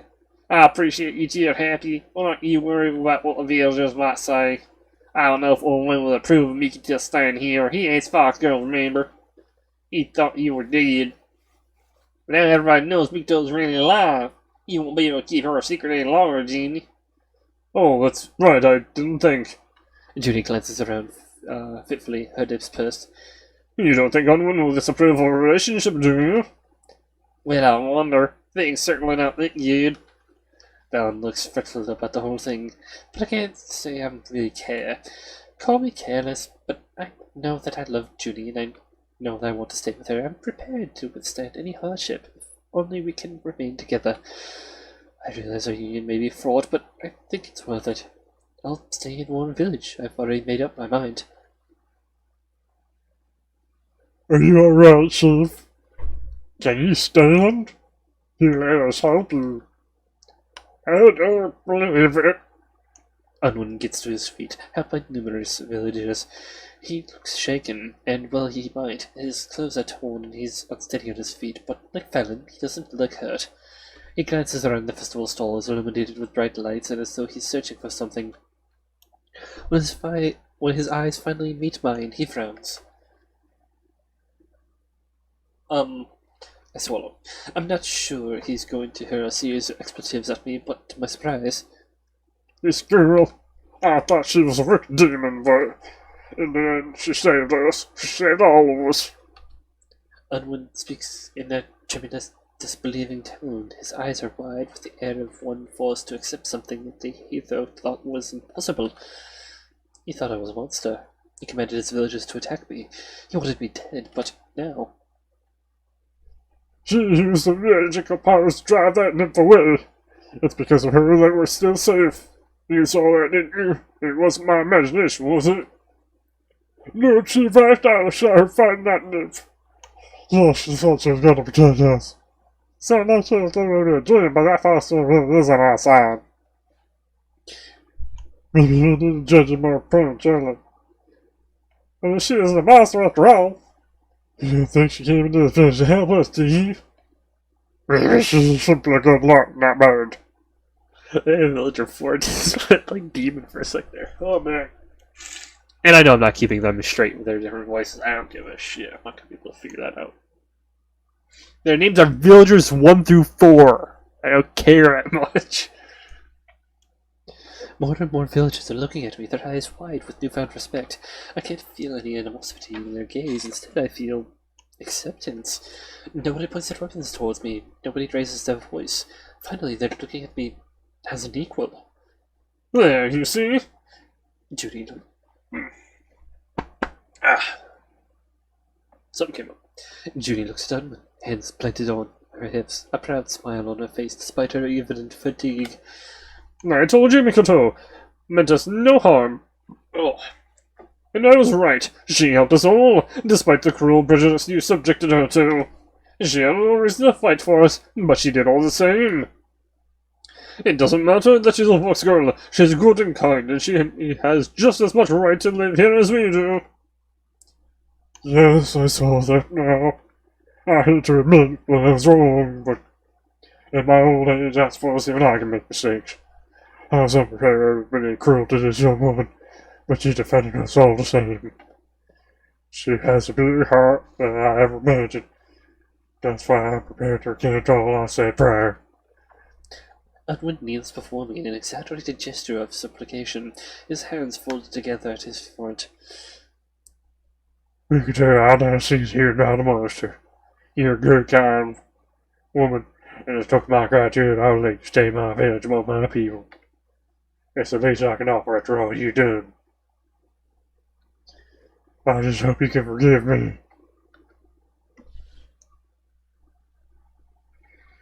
Are we getting close to the end? This seems like we're in endgame territory. Quick save. That's how I end up living in Warren Village.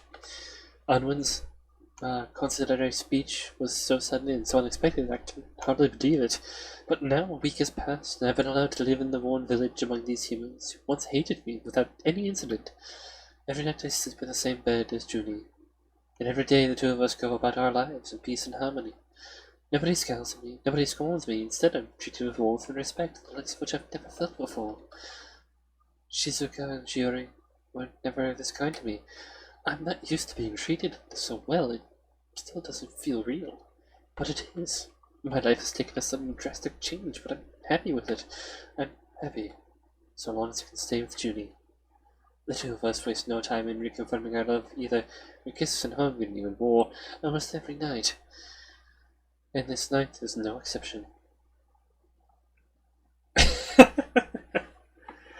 Alright, we need to get one last still in, I guess. Mikoto, oh Mikoto. Junie. The two of us stand together in a gently flowing river which runs all the way up to our thighs. My hair trails the water and droplets of moisture cling to my skin.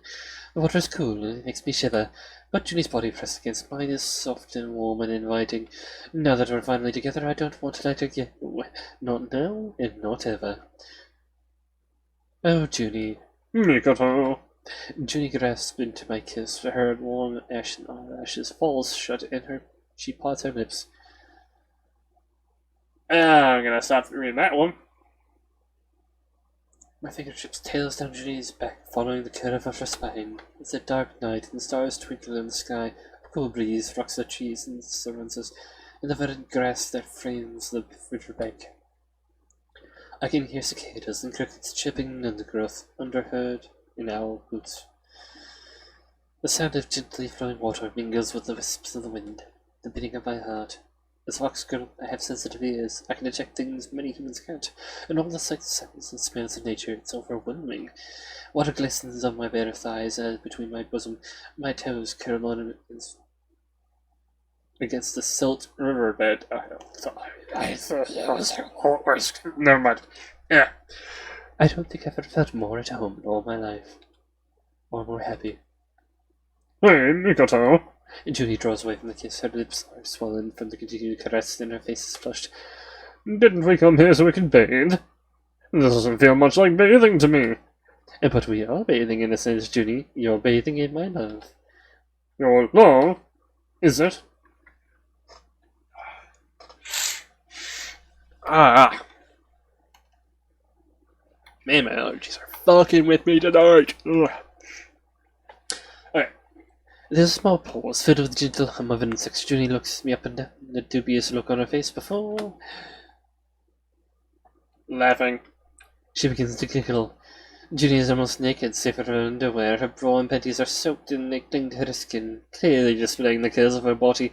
When she laughs, her shoulders tremble, as do her breasts. I can see her nipples plugging through the fabric of her bra. Is she cold, or did kissing me to her own? I wonder. Jeez. I pout at Junie and poke her in the side, which of course makes her giggle a little harder. She tries to back away, and droplets of water splash everywhere, ripples spreading through the surface of the water. Why are you laughing at me, you meanie? I was trying to be romantic. I know, but Junie giggles and wipes a tear from her eyes. it just sounded so corny. I'm your girlfriend. I'm allowed to be corny. I suppose that's right. Junie smiles and holds me in her arms once more, fingers resting on my hip. She brings her face close to mine, our noses bumping, her ashen hair dripping moisture into my bare shoulders. I appreciate it. I appreciate you, Mikoto. I'm so happy we can stay together like this. Junie drips her head and kisses me once more. I sigh into the kiss and my toes are twitching. My breasts push against Junie's, our bodies meet, without an inch of space between us. Damp and slick. Oy. Little lines in this game. I really do love her. I don't want to leave her side. I was just wondering, though. Junie breaks apart from the kiss once more, her brow furrowed, and she looks concerned about something. You're a fox girl, right? You hadn't noticed? I twitch my tail, and Junie smiles. It was rather obvious, yes. I know that what you are, but if you're a fox girl, doesn't that mean you're allowed to leave me? I don't know the particulars, but I've heard fox girls can live for centuries and centuries. We humans don't have that luxury, though. Soon I'll get old, and then we won't be able to spend time together like this anymore. That's right. I glance away from Junie, directing my gaze into the undergrowth. Bushes that line the riverbank rustle, insects float here and there, humming in the air. I'm a fox girl. I will probably live for 300, maybe 400 years. That's the way it's supposed to be, at least, but I look back at Junie. I hold her waist, pressing our bodies together in a soft embrace. I'm prepared to sacrifice that if I can be with you. You mean you can just give up on all those years? I don't know the precise details, but I've heard that there are rituals fox girls can do, ways to draw the magic out of our bodies. It's because of our magical abilities that we live so long. If we forfeit our magic, we become just like humans. We start aging like you humans do, and we can die like you humans do too. I don't know how to do it, but I think it's possible. Mikoto, Junie stares at me, eyes wide. would you really do that for me? I would. But that isn't fair. It'd be like asking you to commit suicide. You have a long life ahead of you. I don't want to get in the way of that. Silly Junie. I press kiss against Junie's already kissed swollen lips, and she sighs. I turned my back on my clan for you. Giving up on all these worthless years is nothing in comparison to that. I might cut my life short, but what is the alternative? Staying by your side and watching you grow old without me? Watching you die? I narrow my eyes. I don't want that. It'd be way too lonely. I don't want to be without you, so if it means we can stay together, like any happy human couple would, I'm prepared to do it. A cool wind blows through the trees. It catches my hair and chills the droplets of water shining on my skin. I shiver. Anyways, this conversation got kind of heavy, didn't it? You're right. We only came here to bathe. I guess we should hurry before one of us catches a cold. I let my hands fall from Junie. I turn, ready to finish my aborted bathing session, when Mikoto, wait. Junie's arms snake around my waist. She spins me about, water splashing around my legs, until we're face to face. Junie's pale blue eyes pour into mine. Her cheeks are pink. Her chest rises and falls, the white fabric of her bra translucent against her pale skin. Junie really does look pretty. She's so pretty she takes my breath away. I just wanted you to know. I really do love you, you know. Being with you made my life a whole lot better, and I don't want to be without you either. I'm glad I was able to find you again. And now I want to stay with you. I don't want to be selfish, and I don't want you to sacrifice your own happiness for my sake, but hearing you say all these things, it made me feel relieved like nothing else. Is that a bad thing? No, it's not. I don't think that you have a bad bone in your body, Junie. I smile at her, my eyes soft and gentle. Junie is pressed against me. She's shivering, her soft body chilled by the waters. She looks small, all of a sudden fragile. Maybe that's why I want to protect her. I know our relationship will be fraught with difficulties, but I feel the same, you know? I want to stay with you, too. I'll do anything to make my dream come true. You really are the person I love, more than anybody else. Quick save. And with this whispered declaration, spoken beneath the shimmering night sky, I pull Junie into another kiss. The kiss is longer than the last and the most passionate of all. I hold Junie's body as close as I can, my thighs slip between her legs, my teeth nibble at her lower lip. My breast rub up against Junie's, and I can feel her nipples through the fabric of her bra. My fingers trail down, cupping her behind, and Junie moans. There'll be time enough to worry about the practicalities of a relationship later. Right now, I just want to make Junie happy. I'll devote the rest of my life to seeing her smile. I really do love her. Hey! Achievement unlocked, dream come true. Alright, story and writing from Waffle. Character art, Wanaka. Character art wasn't bad. Background art. I don't know how to pronounce it, but music was excellent, dude. It's a good game, but on the soundtracks and other stuff. And thank you guys for watching me play through Sakura Fox Adventures.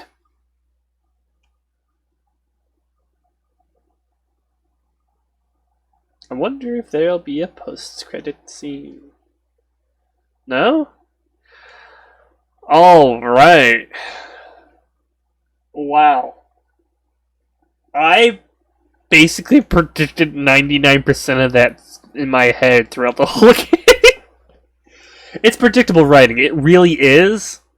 And that's kind of what these Sakura games are. But we're done with Sakura Fox Adventures, people. And we got... Oh, I don't know if I want to do another game right away. You know what? I lied. We're not doing 3 hours. We've already been going for 2.5 at this point. And I kind of want to be able to get proper art up for the next stream. I don't want to spend, 15, 20 minutes getting it all set up and then having 10 minutes of stream. I don't feel like that's going to be fair. Plus, I kind of like to leave y'all on a cliffhanger of what we're going to be doing next. I have so many Sakura games waiting in reserve. So, thank you for watching. This has been a big old trip. And it's... this is my best excuse for looking at anime tits ever, and I love that you guys jump in every now and then. Thank you guys for joining. Y'all have a good, nice, fun weekend. And please, check out Kuretsu tomorrow, because even though I stream, I do it for the archive tomorrow. So if you really want to have a decent Twitch experience with a decent Twitch community, because Kuretsu's community is one of the best I've ever seen, go check out her stream of tomorrow's game with the Round Stump group, which I am a part of. You get to hear Bashir's voice in there. Basically, me doing my best Khajiit impression as as a kobold in Dungeons and Dragons. But yes, please check out Kuretsu's stream tomorrow, where I will be a part of that. And Mondays, we've got Minecraft Mondays with myself and VMK89, one of our live streams. We're hoping to get some people from the Round Stump to join in for that one this Monday. It might not happen. Everybody's got their own lives, so it's kind of hard. Tuesdays, check out Namas Wins, where I am yet again playing D&D as one of the players. He is an incredibly good streamer. He streams a lot more than I do, and he's a lot more professional with it too. So check him out. Wednesdays nothing. Thursdays are done. Unfortunately, Chaotic, the DM for Thursday's game, where I was the primary streamer for that game, our DM for that, is unable to finish it because of work obligations, and thus we have concluded that campaign, unfortunately, early. Us players were given the full explanation as to what happened if we were to continue forward, but don't worry about it. However, I am currently in the process of starting up my own campaign for Friday nights, because we have a lot more people who are actually able to play Friday nights, and it doesn't really matter to me. Most of my nights are free. So look forward to me DMing a game Friday nights. Nobody else knows the title of it, but I think I'm going to go with The Consequences of Our Sins. That seems a bit wordy for our D&D campaign. I don't know. I'll think about it. Thank you guys for watching. Thank you for sitting through my ramble if you're still here. And please wear a fucking mask outside. Fucking idiots. Alright, have a good weekend.